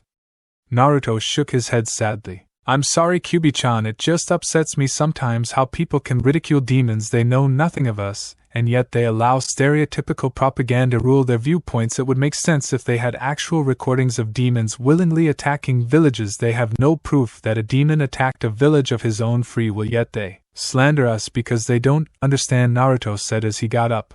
He smiled as he hugged Kyuubi close to him before they started their walk back. I know how you feel, Master. Don't let them intimidate you into losing sight of what you want to achieve. I promise you that I and the girls will help you with your goals to become Hokage, to raise a family, and to be loved. We already love you with every whim and fiber of our being, Kyuubi said as she gave a reassuring squeeze to Naruto's waist. Naruto let a few tears of joy run down his face. It was true, he was truly loved, and he truly loved them back. Oh, Wave Village, Tazuna's house. 20 minutes later. All who remained in the living room now was all Naruto's lovers, Gensei, Tazuna, Tsunami and Inari. Hinata sent evil glares every now and then to Inari, who cowered under her gaze. Tsunami and Tazuna had been told what Naruto had to live through as a child, and even to this very day they decided not to tell Inari because it may scare him a little too much. Tsunami was already in tears and on the floor while Tazuna comforted her, even though he couldn't help but shed a few tears also. At this point there was the sound of the door opening. Everyone looked towards the entrance to see a blonde and a redhead walk in the room. Hinata sighed in relief as she ran up to him and hugged him close to her. Are you okay now, Naruto-kun? Hinata asked worriedly. She hated to see Naruto hurt, but she hated it more when she couldn't beat the crap out of the person who said it. Yeah, I'm fine. Hinaheim just needed to get away from everything before I exploded. Naruto chuckled as he walked out of the room and towards his own. It was decided that boys would sleep with boys and vice versa for girls. Of course, Naruto's mates weren't pleased that they had to sleep in a different room and a different bed to Naruto, but they understood the reasons. At this moment, Kakashi decided to walk out of the room. He hadn't been sleeping, merely waiting until Naruto got back. He wanted to explain to Inari, Tazuna and Tsunami why Naruto was abused. He knew he wasn't going to like this. Inari would probably go into another depression about how he judges people by their cover. Maybe he did, but a depression is something preferably avoided. But Kakashi had to explain why. After Naruto had left for his room and the rest of the girls had resided to their room, Kakashi decided to explain to the three exactly why all this happened. Kakashi went into a long explanation that lasted about half an hour, to say the least. The three were distraught. Tsunami was quietly weeping while Tazuna was extremely angry. Inari was still in shock, so his other emotions wouldn't be identified until later. At the moment, their brains were still working out every bit of detail being given to them. Kakashi went into detail about Kyuubi,